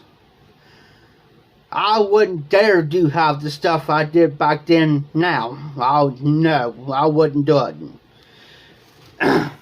I wouldn't do it. Not today, save my life, no. So I walked down Daddy's. So about 10:30 that night, about 11, well, it was about 11:30. Well, I know this one guy, he's worked down there at night time, so I know the other guy he just lived right next, because here's Daddy's here, and here's Daddy's, here's the apartment complex, so that's where he lived. The only thing he had to do is walk out his door and cross that little alley, and he's right there at Daddy's. Well, they was always in there, and I told him what happened, and then says, Jeff. I said, what? He says, go back there and get you 2 cups of coffee. I said, well, she says, don't worry about it, I'll pay for it. I said, all right. I sat there and put cream and sugar in there and both cups. I'm up there drinking coffee. And I told them, I said, guys, I got this gut feeling. They said, what, Jeff? I said, I'm going to split. I said, I'm going to split. And I got done with that second cup of coffee. I said, excuse me for a minute, guys. I said, I'm going to split. She says, why?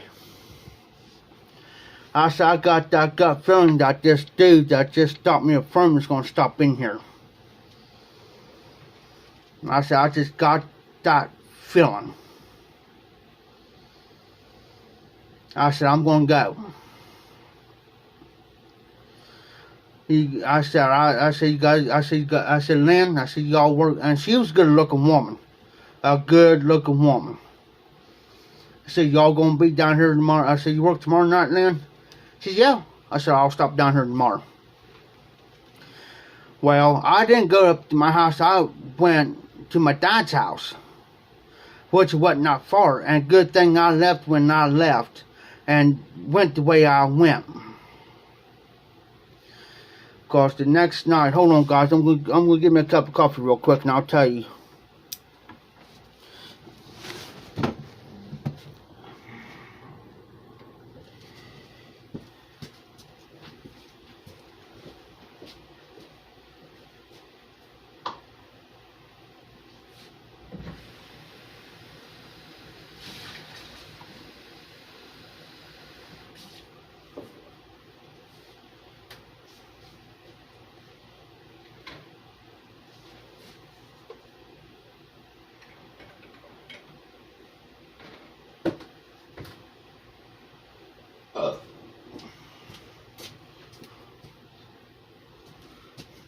I'm back, guys. Whoop, whoop. I'll get here in a little bit. I stepped up on the floor. Hey, Patrick. Well, anyways, went down there the next night, guys.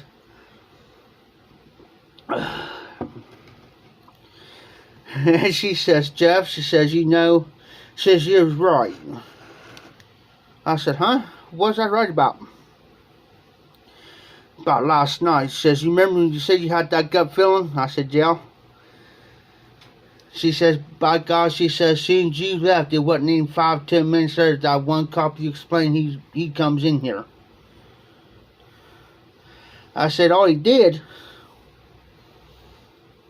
Did he say anything about pulling some guy over and everything? He says, yeah, he was bragging that he pulled a kind of a heavy-set guy over by Furman's, and he says he swerved down. He was telling me he only had 4 beers, but he says, I think he had more than that, and he told me he lived over here in Lafayette, and this, that, and the other, and they knew who he was, and they knew exactly who they was talking about, too.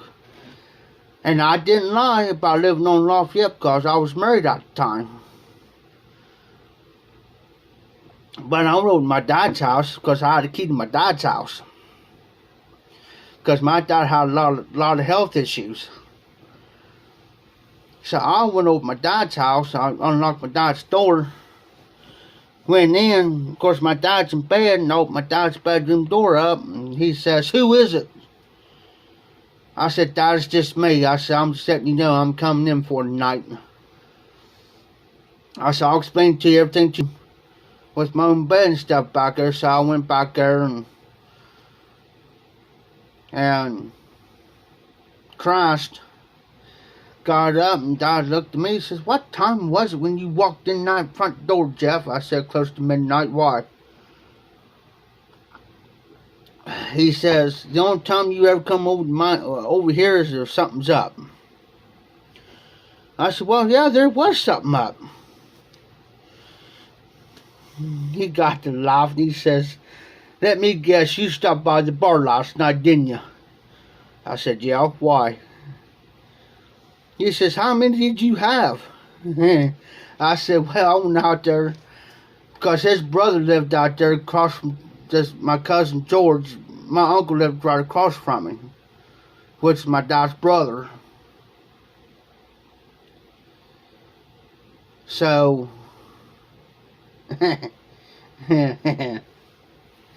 I said, me and Donald Fent stopped out there and we drunk 6 beers apiece, Dad." He said, "Did you go to the bar?" I said, "Yeah." He said, "Did you go to Furman's?" I said, "Yeah." He said, "How many did you have over there?" I said, "Well, Dad, I had 5 beers and 5 shots." I said, "That ain't all." I said, "I walked out with a can of pop, Dad. I drank a can of pop in there talking to Wendell and them." So I walked out with a can of pop. I get pulled over by the doggone cop. He swears up and down he thought I had a Bud Light in my hand, Dad. I said, I even showed him. I said, "Dad, you know that a Pepsi can and a Bud Light can are the same color of blue." And I said, he asked me how many I drunk. I told him I drunk 4 beers. And I told him, I said, "I live right down here in Lafayette. It's not even a block and a half from Furman's. It's a hop, skip, and a jump." He says, "Huh." He says, "Where'd you go after that?" I said, "I went down Daddy's, talked to people that works down there on night shift, drank 2 cups of coffee, and I told him I had this gut feeling that there's going to be a cop's going to be pulling in here." And I said, I left.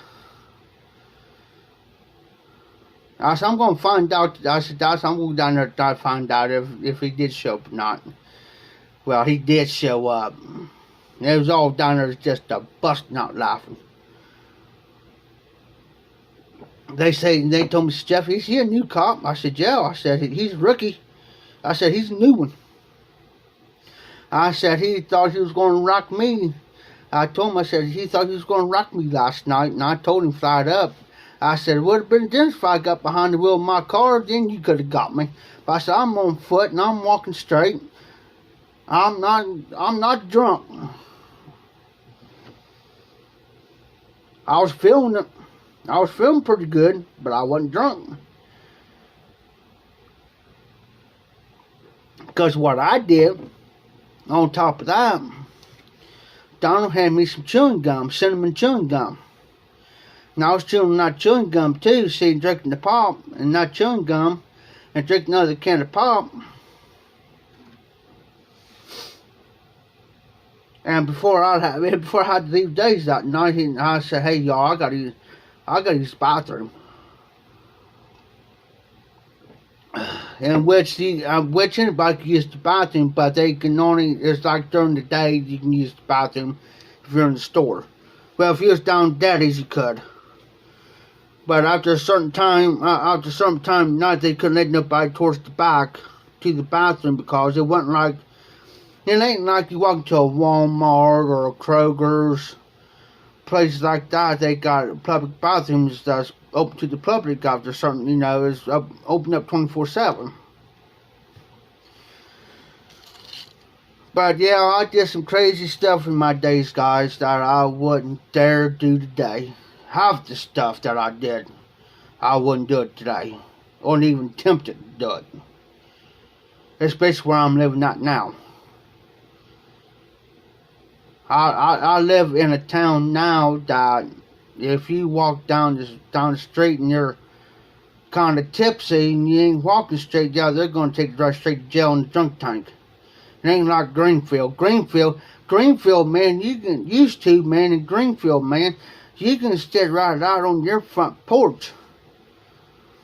Or go outside your house, say like you're sitting in your backyard and it's dark, and you can't make it to the bathroom to take a leak. You can just go beside your house or beside the garage and just take a leak, or go out in the alley and take a leak, and nobody would not have said not a word about it. Nothing. Now you do that today, I tell you what, there were so many thieves in that town. Thieves, man.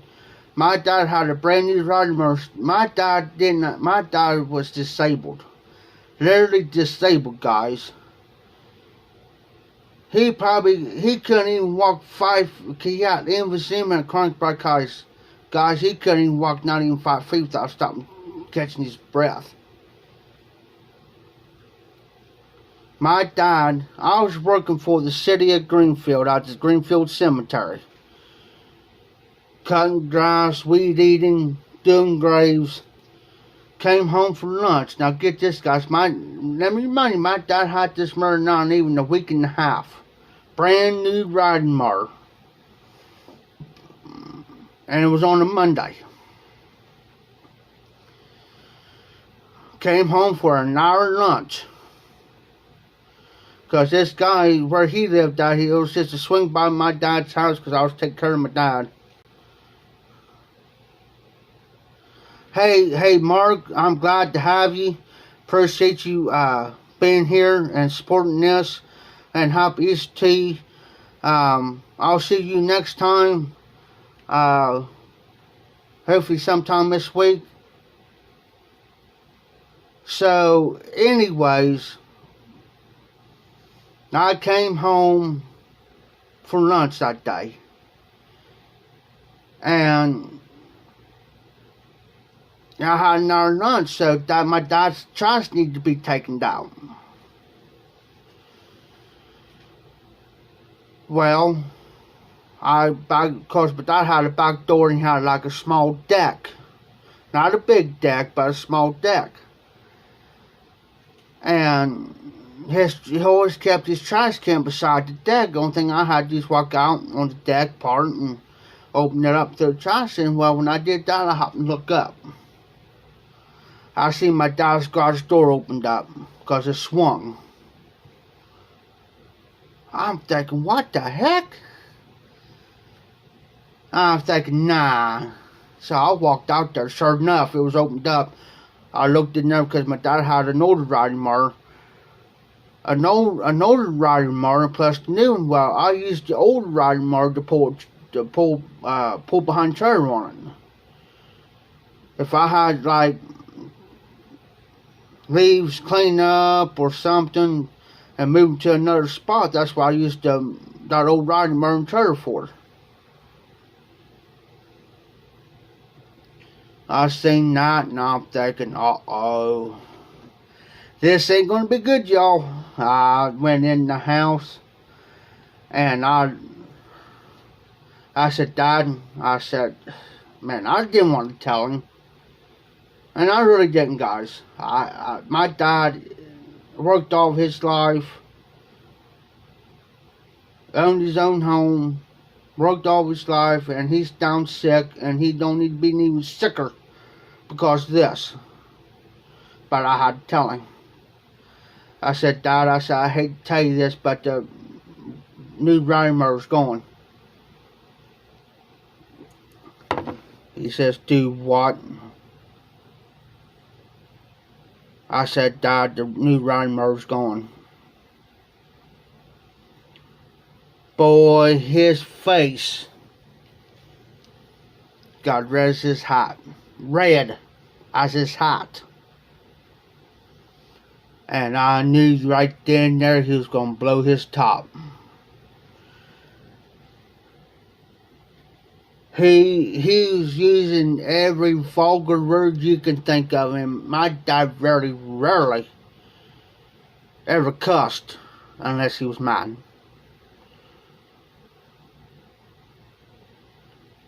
And he will not cuss in front of somebody that doesn't cuss. So I call out there, left a message on, and my boss is, my supervisor, my boss is my cousin, or my dad's cousin. So he was like my third cousin. So I called him, let him know what's going on. I said, as soon as you get this message, call back my dad's house. At the meantime, I'm calling the police department, have them come check. He calls the house, and Rick says, his name's Rick. He says, Rick, Jeff, what's wrong?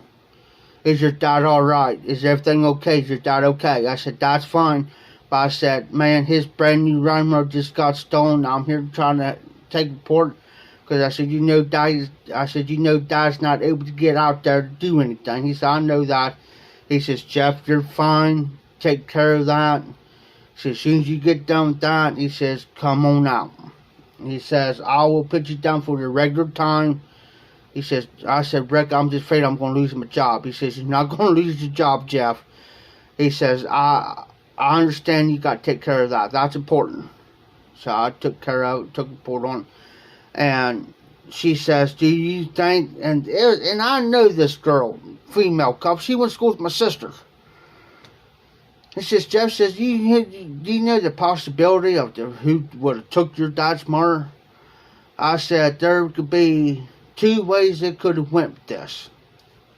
It's either people down here lives on the corner, or this so-and-so. Because I said, I was wanting to sell that mower there for $75, just get out of his garage. Well, they took report, nothing ever happened. My dad, I said, I gotta go to work. I said, I gotta go out here. There's a couple of graves needs to get done, and I will be back. Went to work, and I was supposed to help with these graves and weed eat. Went out there, and Rick was sitting down there. Rick was sitting down there at the office, because it was down over the hill. That's where we kept his office and all the equipment. The backhoe, the commercial mowers, everything. Walked in there, and Rick seen this look on my face, man. He seen this look. He says, Jeff, he says, what happened? I said, well, you know, I went to lunch, right? He says, yeah. So I said, I went in, and I said, make sure Dad was alright. And I said, I took my dad's trash out, and I was going to grab me a sandwich and something to drink before Ralph came back and got me, right? He says, yeah. And I was going to talk to Dad for a little bit. And I said, I took his trash out, and I kind of, first I thought I was seeing things. And I said, I swear I seen my dad's back garage door opened up. And I said, I went out there, sure enough, it was opened up. Somebody stole my dad's brand new riding mower. And I said, Rick, he never even had that mower for not even a week and a half. Brand new $950 riding mower. Brand spanking new. And I said, this mower was less than 2 years old when he bought it off a guy, because the guy never hardly used it. And I said, the only thing we needed replaced on that was the drive belt. And I said, I was about ready to go get a drive belt for it when I got off work tonight. I was going to take that belt off and go get the right drive belt for it, so I could put it on so my dad can get out there and mow the yard when he wanted to mow the yard. He says they actually took, I said, yeah. I said, funny part about it is, Rick, I said, I used the mower last night. Yesterday evening. I said, Rick, I just got done mowing my dad's yard with that mower. And then I said, then I went up to another neighbor, an early neighbor, was there, because mostly in my dad's neighborhood, and part of the other, it's just probably about a 2-minute walk up to the next street. 2-minute walk. And there's some of them, the early people lived there, and I said, I just got done mowing an early person's yard with the mower. Get it knocked down for them, and I said, I don't charge them nothing for it, because I know they're on a fixed income, and I know they can't afford to pay somebody to mow the yard, so I do it for free for them. I said, I don't care. I said, for some of these other people down here, yards needs to be mowed, I don't care if I mow their yards for nothing, because he knows, he understands. And I said, his mower gets stolen. Boy, Rick even got mad. His face got beat red, man. He was even pissed about that. I said, Rick, what do you want me to do, man? I said, I'm so frustrated. I said, I'm upset and frustrated. I said, I'm so upset it's almost got me in tears. I said, do you care if I take take one of the commercial mowers up there and mow that back lot back there. Just get my mind off things, because I said I really don't want to weed eat. I really don't want to do the grapes, because I said the more I do it, the more I'm going to be getting. I said I just want to be by myself. He says, yeah, he says, take my mower, because there's John's mower, his mower, and there's another mower. He says, Jeff, take my mower up there. He says, go in that one back lot, the new section back there, and he says, mow all that. He says, take the rest of the afternoon. He says, I'll tell the rest of the guys, don't mess with you, don't fool with you, don't stop you, or nothing. He said, I'll tell them, don't say nothing to you for the rest of the afternoon. He says, take your time. If you get too hot, go to under the shade tree, cool off, shut the motor down, cool off, and when you get cooled off, whatever, you need something to drink, do what you gotta do. Alright. That's what I did for the rest of the afternoon. I was mowing grass. And I guarantee, and Rick told him too.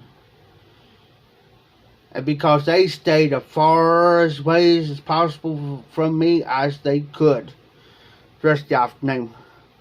They didn't say nothing to me, didn't speak to me, didn't even, they'll throw the wind up, wave at me or something, but other than that, I mowed for the rest of the afternoon. And you know, here's the sad part, guys. My dad went to his grave not knowing whatever happened to that mower. Never. Went got another mower, paid $500 for it. So this time, Jeff played the smart. I said, Dad, I'm going to fix this one. He says, what do you mean? Watch what I do, Dad. So I went to work that morning. And I said, Rick, if you got about 5-10 minutes for me to talk to you. Night, Everett. Thanks for stopping by. Anytime, brother. Have a good week. Be safe, be well. But anyway, guys, I'll say this real fast. I said, Rick, if you give me about 5-10 minutes of your time, I said, I need to talk to you about something. But I said, I don't want to talk in front of everybody here. He said, alright. Said he put John where he told John, go up here and move this up here. And we have community service workers there, and he told John, take him up there. He says, Jeff will be up there in a little bit. He says, put them guys on so-and-so section weed eating. Because in the cemetery, they got sections like Section 12A, Section 12B, or whatever. And then we got this one side we call 41. Because 41, it goes from Greenfield up here to the courthouse. So he'll say, put them on 41 and tell them work from the back to the front of weed eating. All the rows of the graves. So they went up and he says, what's up, Jeff? I said, well, Dad just got him another riding mower. And I said, I'm needing a piece of a log chain. About yay long. I said, I want it long enough to where I can hook it around the back wheel. Where the transmission is, got your wheel, and then you got your transmission underneath, and you got your wheel here. Well, I said, I want to put it around that piece. But I said, I want to go around it twice long enough to come back, because I said, what I'm going to do is, I'm going to put I got this thing that I put down, it's round, looks like an eye.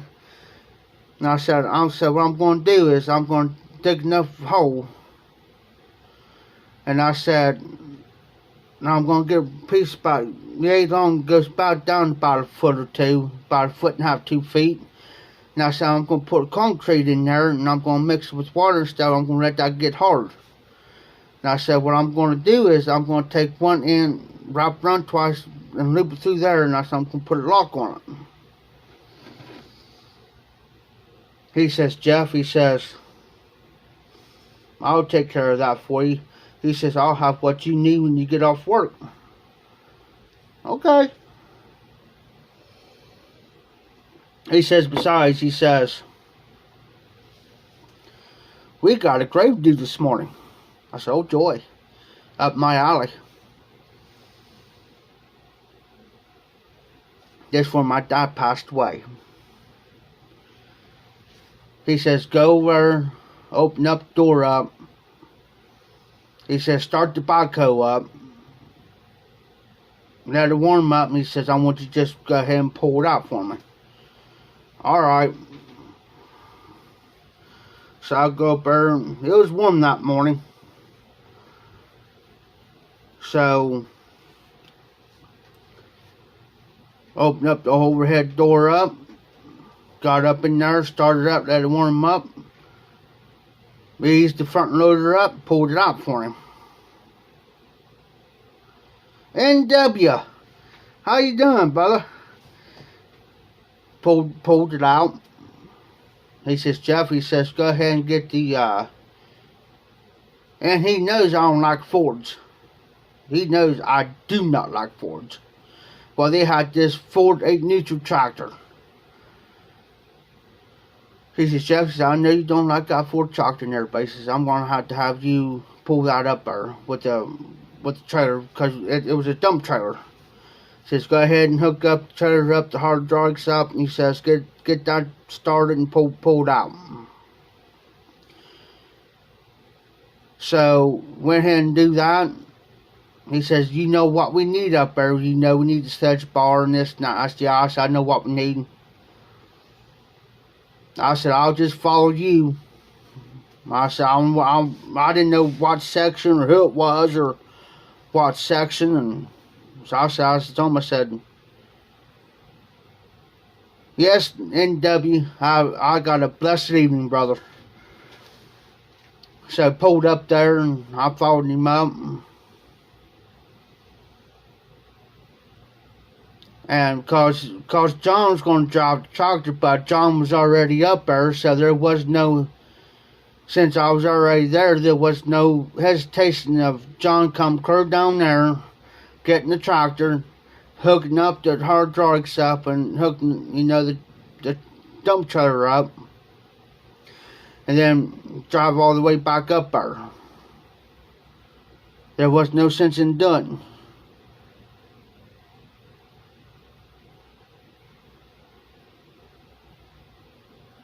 Dan, before I get any further, you wouldn't dare speak a Ford around my dad. The reason why, there's a story behind that. Well, one time my mom and dad went and got this Ford, it was a Ford something, it was a car. It was white. I mean, white, like this colored white. And my dad hated that car.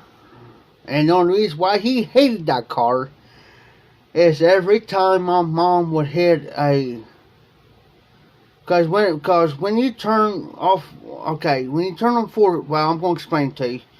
When you turn on 4th Street and go up, you turn on Pine, well, this bottom section always floods out every time it rains, right?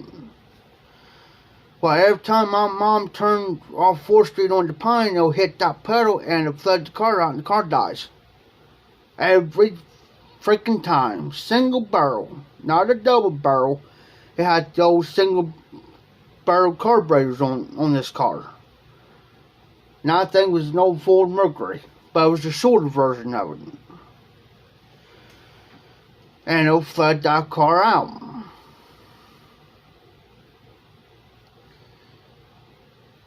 So Mom says, Jeff, you're going to have to go down and get your dad. By the time my dad had a, my dad at the time had this little Toyota Nissan 5-speed. He got that truck for nothing, by the way. So I went down there, I said, Dad, I said, Mom's stuck down here, not doggone car flooded out again. He said, oh, no, me boy, he was just be revving and raging. So I'll go down there to get that truck. Well, I'll get the truck started up. Sometimes, I was probably about 11, 12, but sometimes my dad would let me drive the truck around down there, and then he had to get in and do what he had to do. But sometimes he'll let me drive the truck if it's just around the block or something, as long as he was in the truck. But anyways, he got behind her and pulled that car down there, and he said, he looked at my mom, he says, never again will ever get another Ford.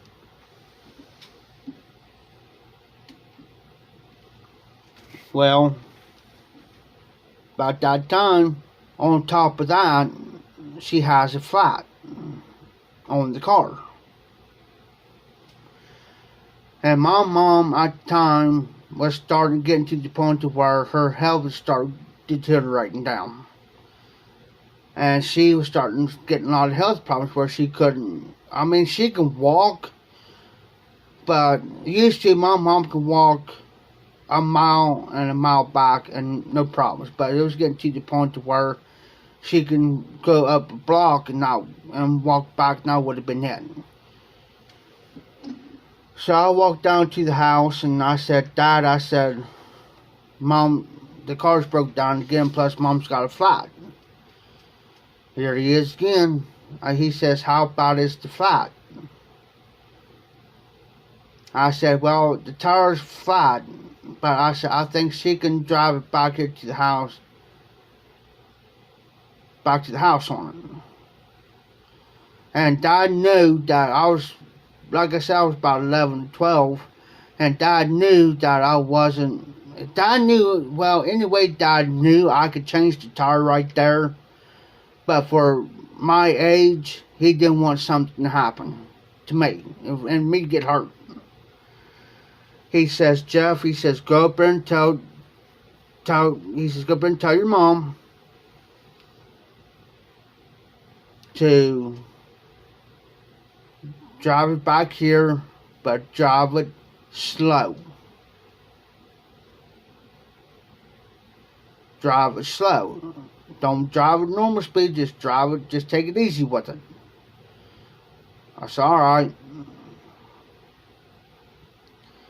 And he says, here, he says, take a can of this starting fluid with you. Now, he says, I showed you and taught you how to use this, right? I said, yeah. He says, just put 1 or 2 squirts in there. And he says, you stand back, because just in case you see what happened before. He says, well, back where, he says, you seen flames shoot through that, right? I said, yeah. He says, you tell your mom to wait. You put 1 or 2 squirts in there, and he says, you back off.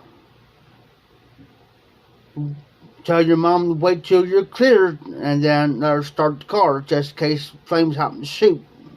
Because that car had a bad habit of doing that. I said, alright, Dad. He says, you be careful. I said, alright. So I walk up there, and I told Mom what to do. So Mom popped the hood, and I lifted it up. Dad showed me everything, how to do everything. He showed me how to take the cap and everything off. So I put 2 squirts in, and I backed away. I said, alright, Mom, fire that thing up. And Dad always taught me that if it starting to quit, he says, do it. He said, put 1 more squirt in there, and this shit on my kick over and start. Alright, so he quit. So I went over there and put 1 squirt in, backed away, and I said, alright, Mom, start it. And Dad says, don't. He says, just, when she gets started, he says, just leave the breather and stuff off her, Jeff. And the cover, the breather off her. He says, don't try to put that back in there while that car's running. He says, don't do it. He says, put it in the back seat and make sure she makes it back here. So we got the car back down at the house. Walked in, I told Dad. Dad says, well, how many squirts did it take? I said, 3. He said, did you back away from him like I told you? I said, yeah. I said, I got the cover and the breather stuff in the back seat of the car died. I said, I just shut the hood. I said, I didn't touch nothing else. I said, Dad, here's Dad. Poor old Dad tried to make it out to the car hot as it was. He couldn't breathe this hot air. So Dad went out there and he looked at it. He says, Jeff, he says, get the jacket stuff out. Well, a friend of ours pulled up. And this what pissed Dad off. This what really pissed Dad off. Dad was teaching me how to do stuff on cars. And he wanted me to change that tire. But he was going to be, you know, as long as you bring a chair out to him and let him sit there, he was fine. Well, that's what I was going to do. She said, oh, I'll change that tire for you.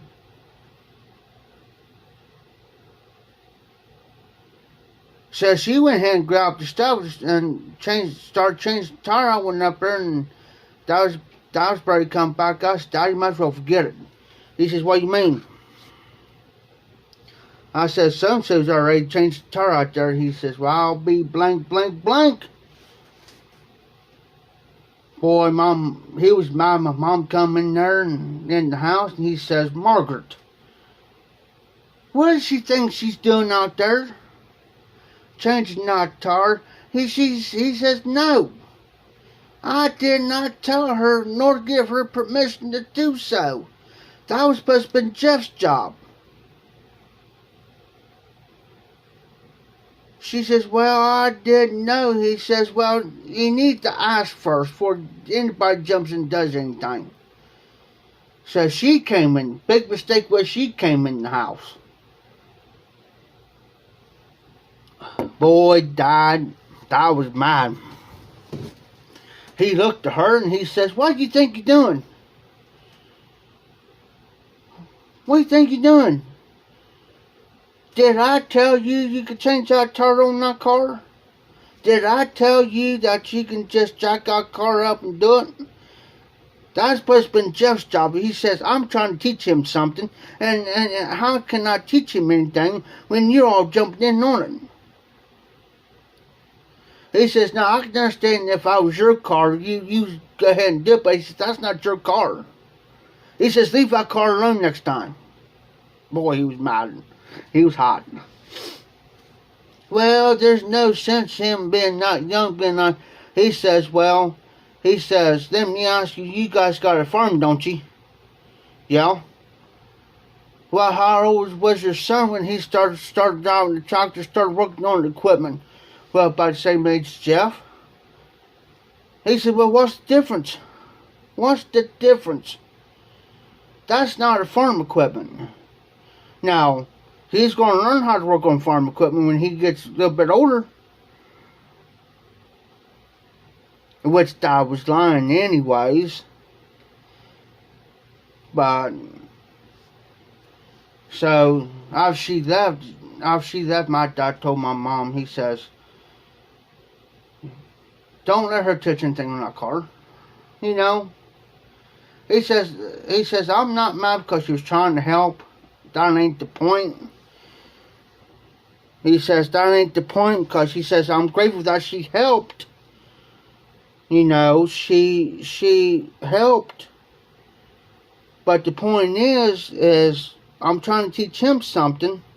And how's he going to learn anything if he doesn't know how to do anything the proper way? You know, and it's just, there's a lot of things as far as pipe. And then my dad found a pipe. I'd say it's probably about the same thing as Medico. My mom threw the fit because my dad went and snuck and put some regular cigarette tobacco in there and he had me smoking that pipe. My mom threw the fit.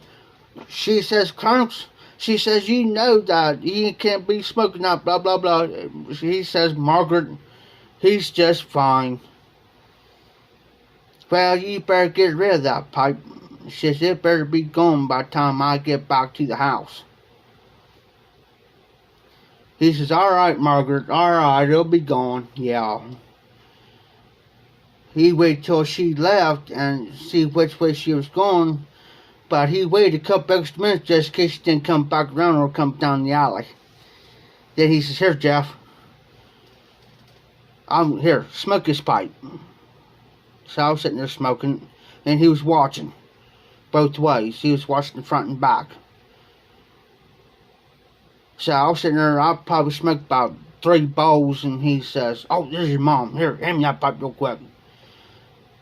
He says, "I'll hide it in the garage, but don't say nothing." Because Mom never went to the garage anyways. Me and Dad did.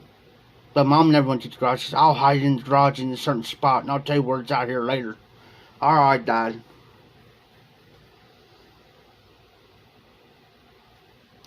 But we had our good times. I had my stuff, and I just crazy stuff back in the day, guys, and a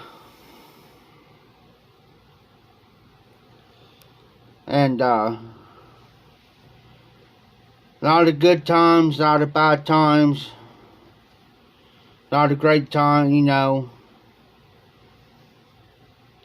And the reason why I tell a lot of this stuff and a lot of these stories is so you guys get a better understanding of me. You know, a lot of things that, yeah, there's going to be times I'm going to talk about my pipe smoking journey, you know, off and on for 10 years and then regularly here on YouTube. And you guys going to get a lot of knowing a lot of things about me and who I am. And if you ever, and here's the thing, and this one thing about me. You may see me on the live streams and you see me on my videos the same way you see me in person. Thanks, Hillbilly. I appreciate that. What you see me on these live streams and see me on these videos, guys, is the same way you will see me in person. I ain't no different. I don't act no different. I may pull your chain a little bit to joke with you. But other than that, when it comes down to seriousness of pipes, tobaccos, whatever, I'll share my knowledge. I'll share what I got. Share what my experience has been. But it'll take me a while to get used to you. Because say like we're at a pipe show and I recognize you, okay, I'm going to watch you. In a good way. In a good way, guys. Is because the reason why I say that is because I had bad experiences in the past with people. Bad experiences. Is because I might say something in a jokingly way, joking with you, messing with you. And I have people literally get mad and offended at me. Or I can say something that I don't mean nothing by it, and I have people once again get mad and offended at me. And that's why I've always said, don't ever take me wrong when I say it. That's just me. You know, I hope they still got these pipe shows this year. I got plans for Columbus Pipe Show. Exactly, exactly, Cyrus. I appreciate that. You know, I'll give you my honesty. I'll give you my honest opinion. I always tell people, do you want my advice or my opinion? They say, what do you mean? Well, my opinion, I'm gonna jerk your chain. I'm gonna mess with you. Or do you want my advice, which is going to be the honest truth? Which one do you want? You know, I don't play. You know, I always tell people, I don't play around when it comes to my advice.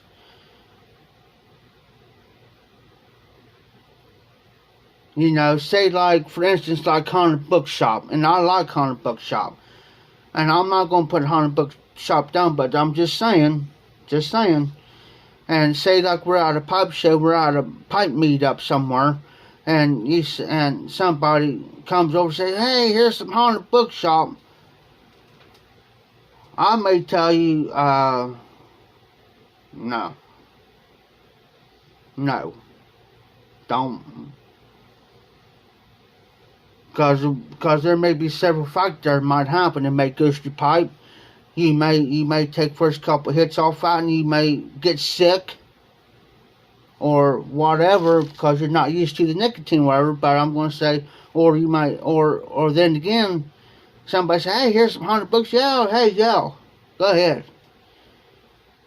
But I'll tell you, watch it. You're going to get that nick hit. Did you eat? You know, because if not, you get up, you're going to feel it. I'll tell you ahead of time. I'll warn you. Or you take old Joe Crunch Red Label or Ruska, I'll tell you. Especially Ruska, I'll tell you. Straight up. Did you eat? Be careful.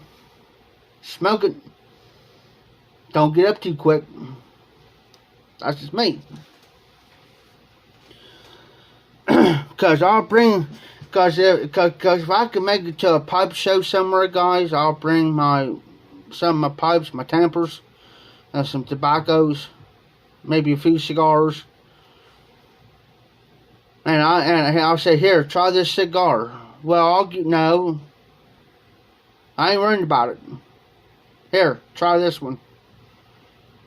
You know, if I got like 5 cigars up the same, and I smoked one, I'm going to say, well, here, try this cigar. Here's my cutter. Just cut the very end off of it. Well, here, try this, but nah, I'm good. Why? Because you might need that blend later on down the road for a backup. You know. I'm good on tobacco, but here, try this. Or I'll say, have you ever tried Vince Discerning before? No. Well, here, hold on. I got some. Try it. Or have you ever tried Mississippi River Special Reserve? Nah. Well, here, cut you off a slice and try it. It's an English blend. I got another English blend. I got 2 English blends. I say, here, try this one. Compare the Mississippi River to this blend here. See if you like it. Tell me which one you like. Yeah, that's just me. You know. I don't know. If I give you something, a tobacco or a pipe or whatever, I do not expect nothing in return. Nothing. Because why? Why? Because there's been people in the YTPC's been so generous to me that I'm paying it forward to somebody else. I'm paying it forward. That's just the way I look at it. Now, like Dan's been wanting that Dublin mine. Dan says he'll do a trade. Well, Dan, there ain't gonna be no trade. You will get the pipe when I get ahead of myself on money-wise. I will literally ship my pipe to you. And when I get ahead on money, I'll let you know. Private message. I'll make sure that final tubing comes off though, and I'll clean that pipe, sanitize that pipe and everything.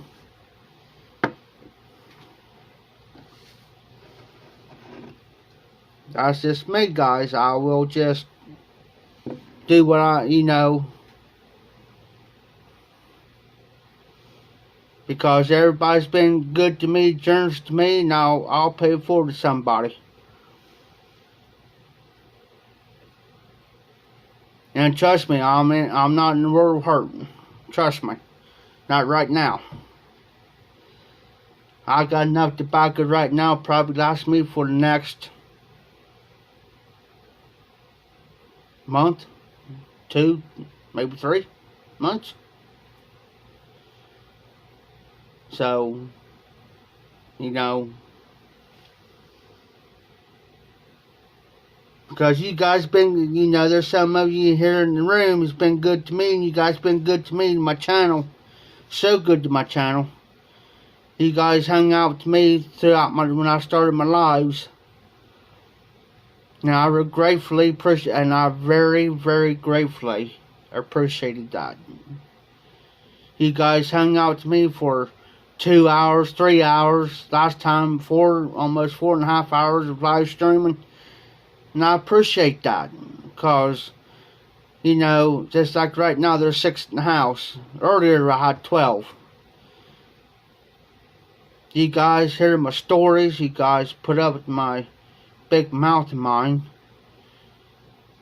you know, and I couldn't ask for any more better people, better folks, the brothers and the sisters of the Briar of the Y2PC. I can hang around you guys all day long than I would anybody else out here. I'm closer, to be honest with you, I am closer to you guys than I'm anybody that I know. Because I feel more comfortable around you guys than anybody else. Because when I get around a bunch of other people, I'm so uptight. And I get so tied up. And I sometimes I will buckle. It's like I freeze. It's like, because I'm afraid, you know,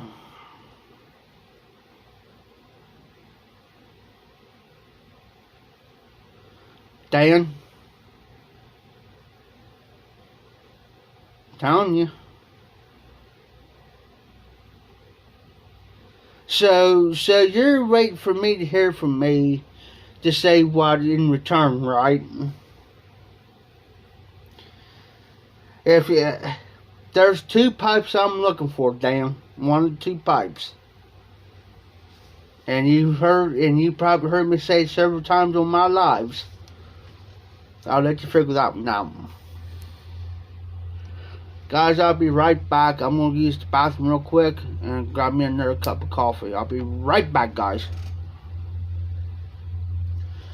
I'll make sure I ain't going to trip over anything. Oh.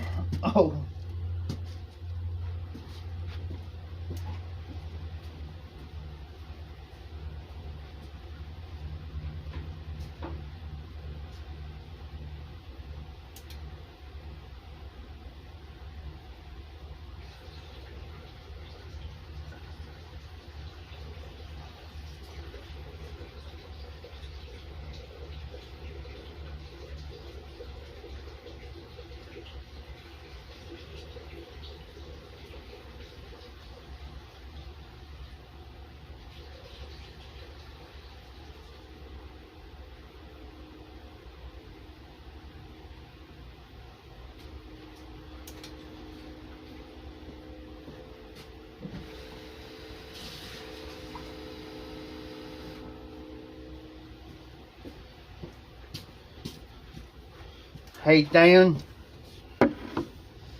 this is how I am. And there's a lot of people can vouch for me for this. Okay. This is what I've been looking for, Dan. There's one, well, not 2 pipes, but there's 1 or 3 pipes I'm looking for. Is the Bones pipe, the regular Bones billiard pipe. You know what I'm talking about, the regular, not the big pipe, but the standard Bones pipe. The 79320 naked, like from the Pipe Nook, or the Country Gentleman, the corn cob. If I have maybe 1 or 2 of them in my collection, I'm done with the pipes. I'm set, pretty much. But no, then this is how I am, and anybody that knows me around here, and very close friends of mine will tell you that I'm the type of person I will never come to you and say, hey, Dan, I'm going to use that as an example, for instance. I'm going to say, Dan, I need some more of that Haunted Bookshop. You got any? Or, Dan, do you have this one certain pipe? I'm needing that pipe. You see what I'm saying? I'm the type of person. Yeah, well, sure, hold on.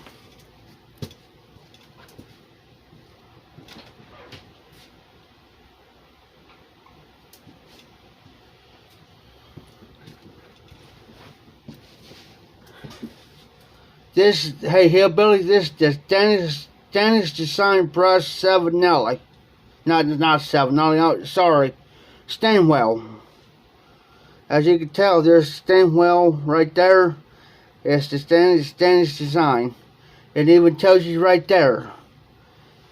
It's the Dennis Design Brushed.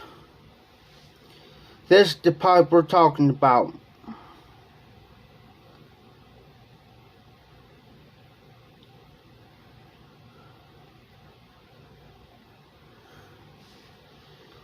I have to look at Chevy. You say it's a 790 Chevy 320. That's a good pipe if I can remember right. Let me think here real quick, Dan. Hold on. I think I've got the book. Whoop.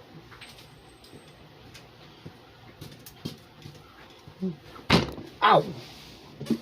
Cracked my knee. That's smart. Whew. Got the book here, Dan. Let me see what's in here, see what it looks like.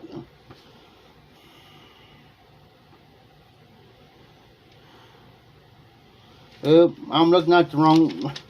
Here I'm looking at the wrong daggone.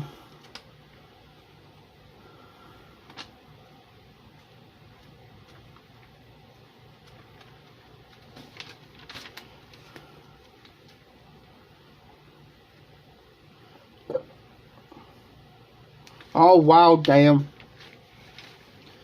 Yeah, there's some people don't like the fat, you know, the stem part, you know what I'm saying?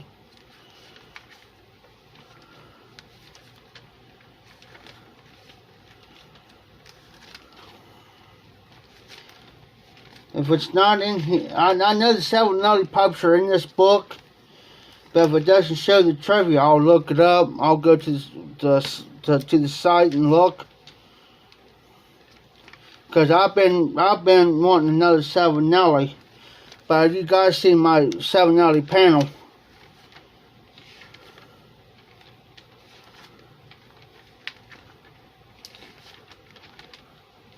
There's the crown pipes.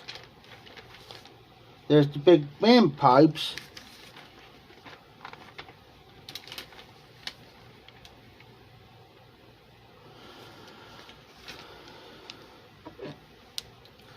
This pipe here has only been smoked maybe not even 5 times, if that.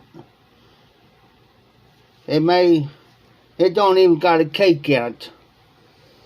It don't. Yeah, I mean, it smells like pipe tobacco in there. It's not ghosted or nothing. And it's a non-filter. Gosh darn it, I know it's in here. Cause I was looking at them here the other day. There's Stanwell pipes.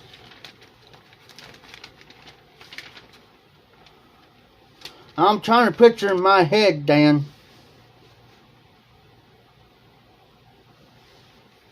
Oh, nice, Dan. That'd be nice.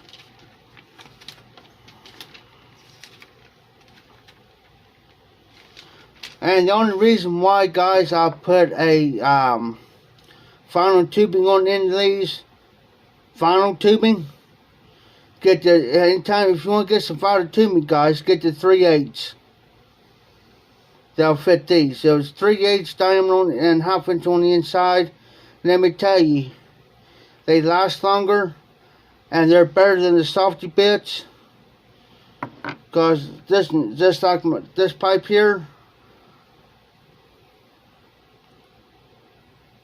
and because softy bits bite through, these ones don't, and these last. I got a couple of my pipes I have for like 3.5, 4 years, still got the same vinyl tubing on it. You can actually pull them off, but if you cut these off, guys, listen to me. Oh, okay, Dan, I got you. Okay, I know what it looks. Okay, I know what it looks like now. Never mind. I know what it looks like now.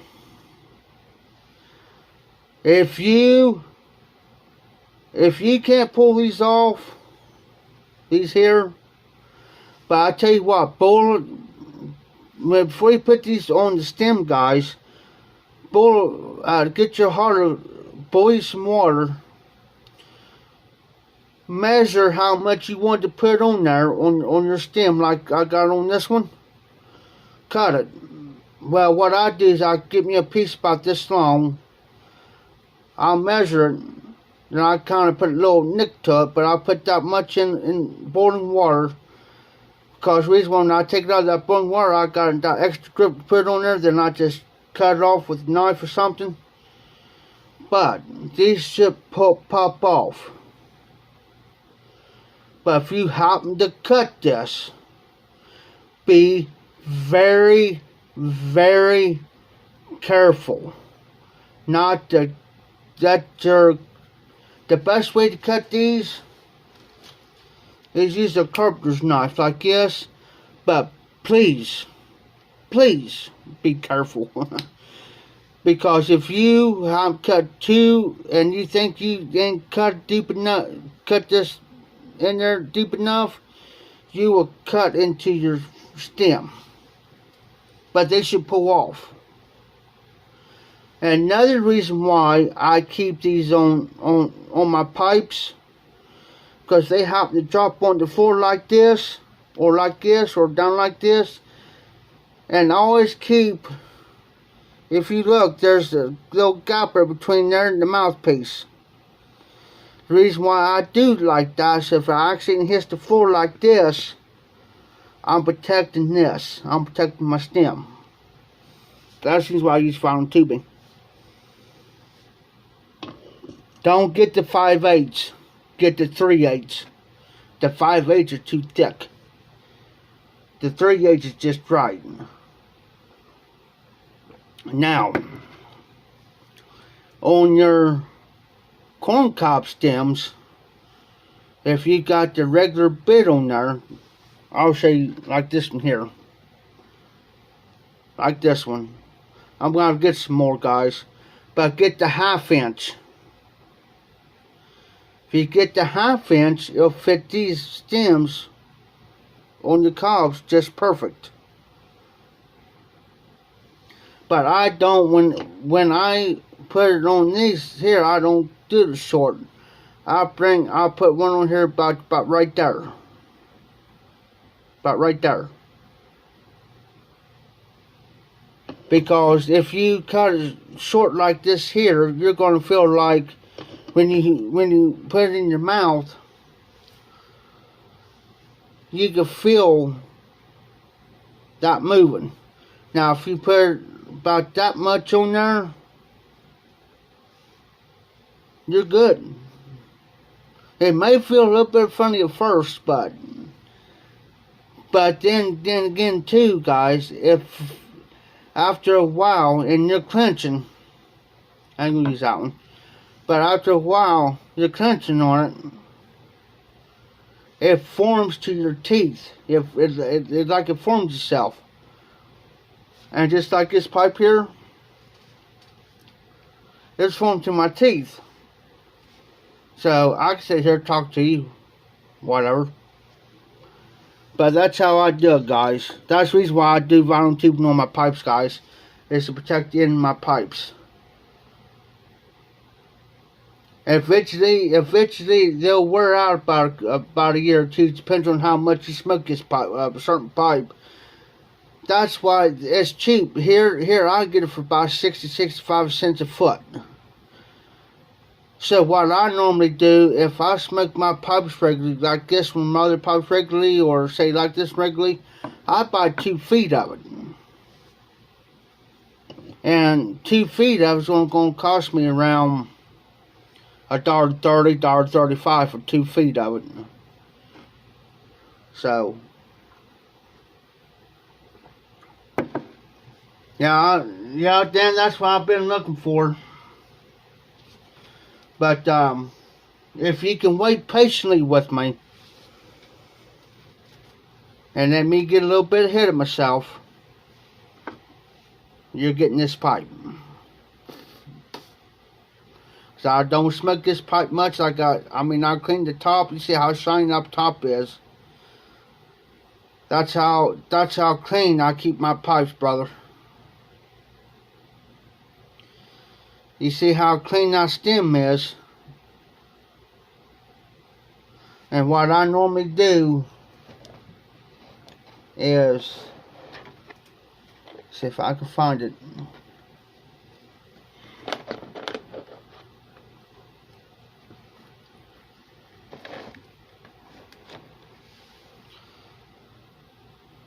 Beeswax.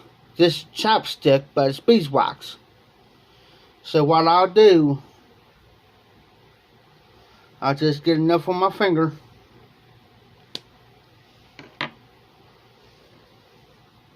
And that stuff even smells like peppermint.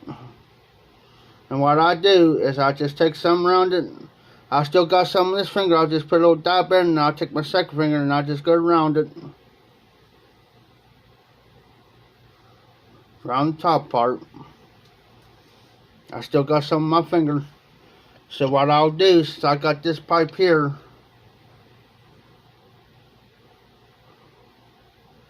I'll just smear it on that one. I can smell the peppermint. Got this today, $3.69 for that, guys. But it is Burt's Beeswax Lip Balm.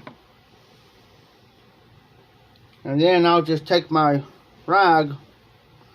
It's got a glue, and I normally let it dry. Okay, Dan. That's fine. Normally, people will automatically wipe that off. I let it. It don't take long for it to dry, but I just barely let it kind of dry. Not dry, but just barely. If it starts getting kind of tacky, like sticky, then I'll just take my.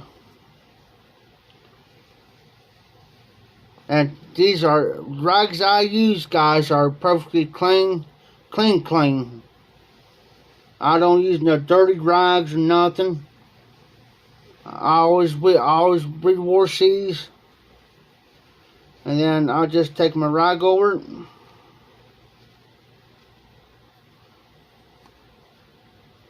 Until I feel the total smoothness of it. Make sure there ain't no excess on that.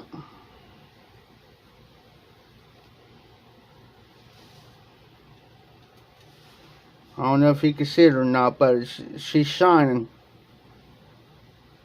That's what I do, damn. I do all my pipes like that.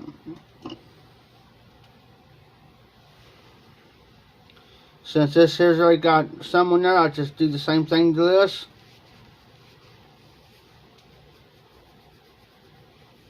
And I'll show you here in a minute.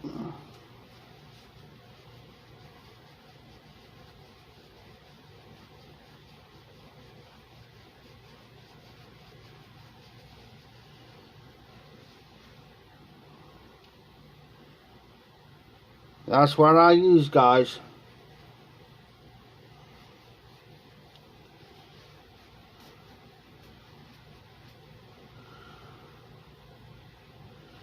And then I use olive oil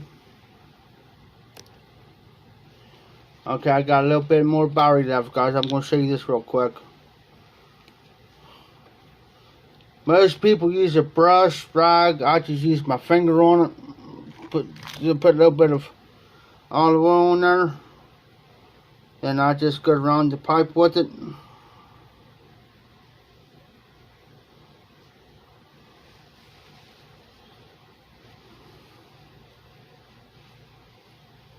Wipe it.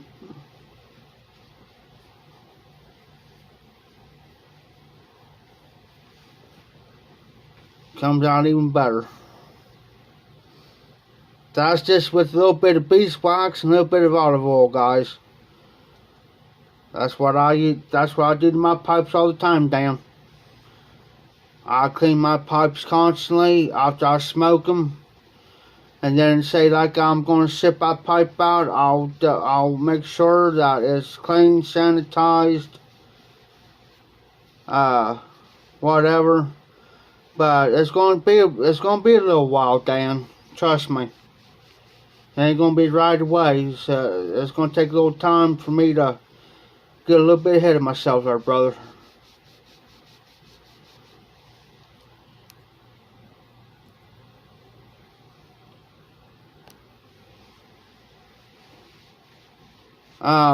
If some of you guys don't got my email,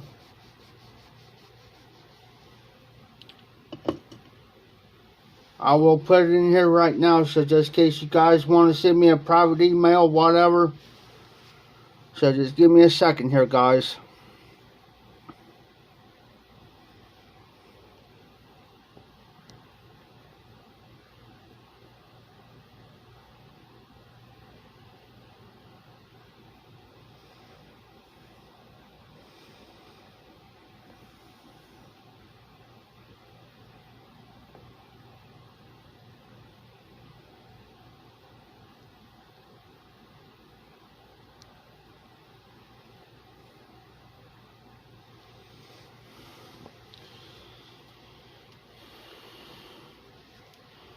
I appreciate that, Dan. Okay, Patrick.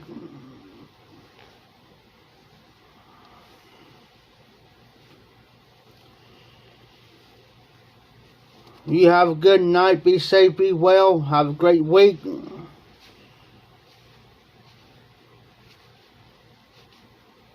Yeah, Dan, if I give you my word, I'll give you my word. You know, I'm not one of those type of people say, yeah, I'll send that to you. And don't see it. Because I haven't happened to me before. So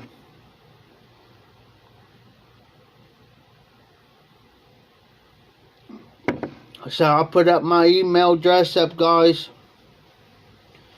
So if you want to just ask a question or anything,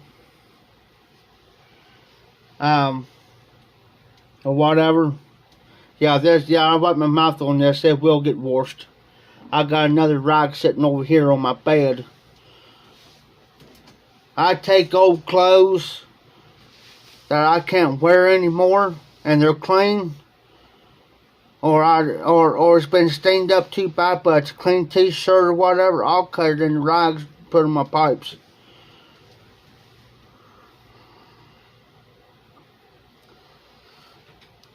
But yeah, and I always give you my word. I'll give you my word. You know, I won't cheat nobody out of anything. Because I know how it feels like to get cheated out of stuff.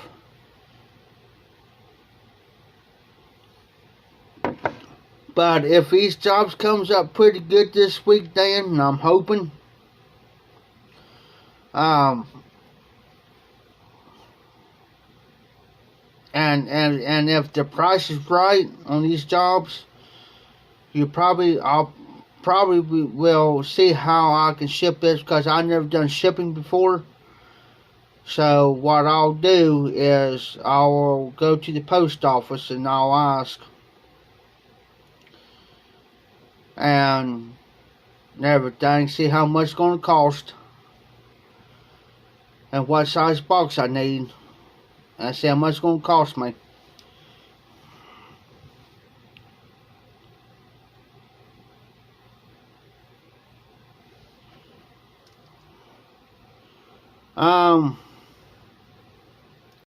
Let me see how I could do this, Dan. Okay, Dan, I'm gonna pull up for a second. Just stay with me. I'm gonna look at something here.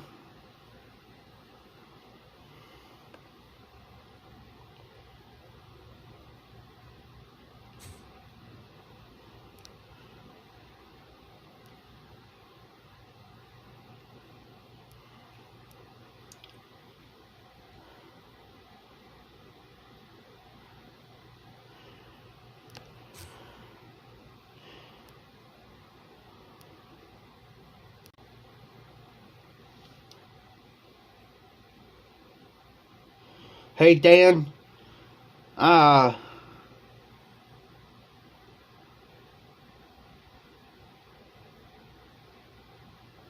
on. Hey, Dan, what does my email... type in what my email says there.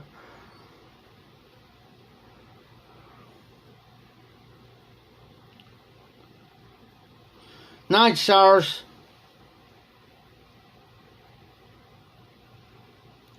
Hold on for a minute there, Dan.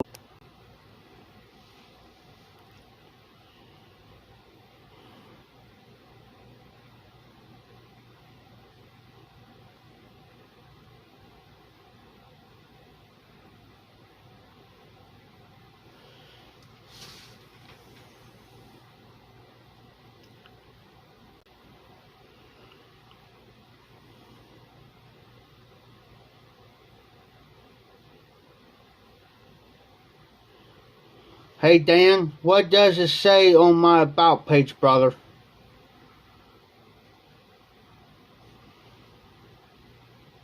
Because I just went over, it's not letting me show my email address for some unknown reason. I don't know why.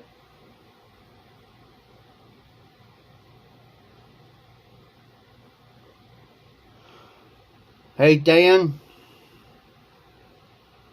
send it to the address, send it to...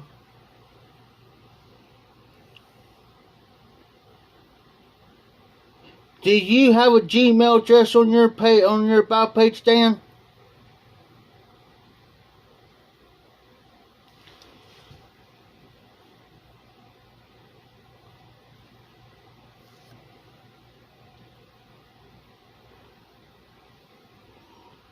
Wait a minute, Dan. I'm going now. Hold on there, brother. Cause I don't know why that's on my page for, man. That ain't...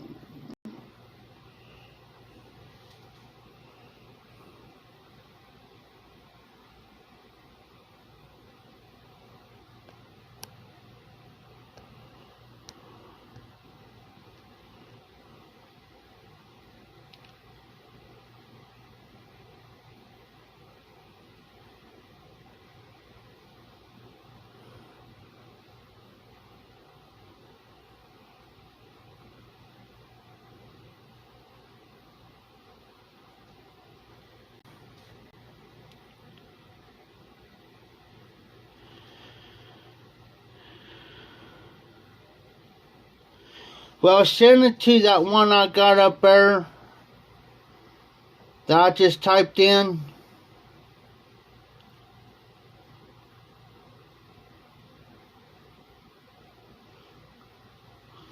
Here, hold on, Dan. Just right tonight for some unknown reason.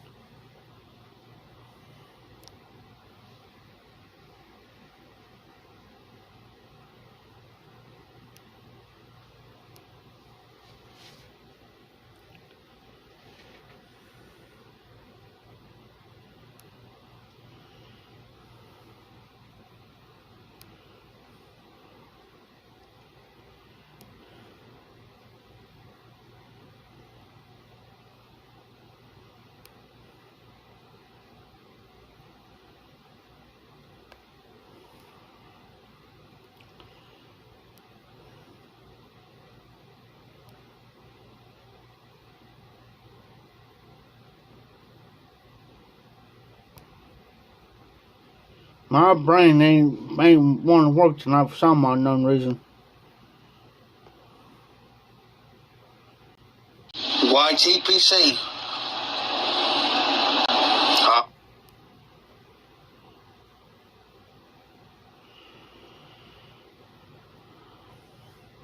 Hey Dan. Hold on, I'm gonna pop up, guys. Okay, send it to that. Okay, just send that first one I typed in, Dan, is correct address. I don't know why they got. I haven't received nothing yet, Dan. It's right, Jeff 2, the one I just typed in, Dan. 1.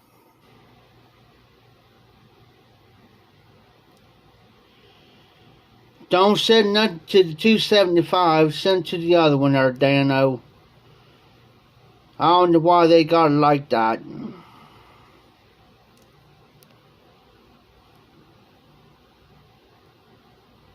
Yeah, it's my last name, first name, 2233 at gmail.com.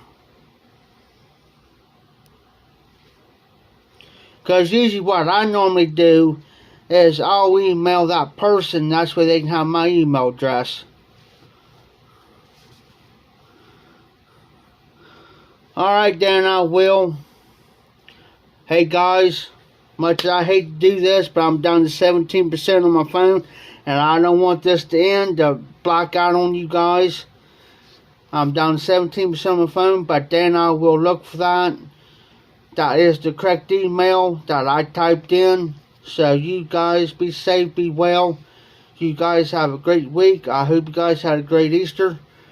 This is the High Piper. Be safe, be well. Keep them lit, keep the embers burning. And y'all take care, and then I will look for that email, brother. Anytime, Hillbilly. Thanks, guys. I will, Dan. Thanks, guys.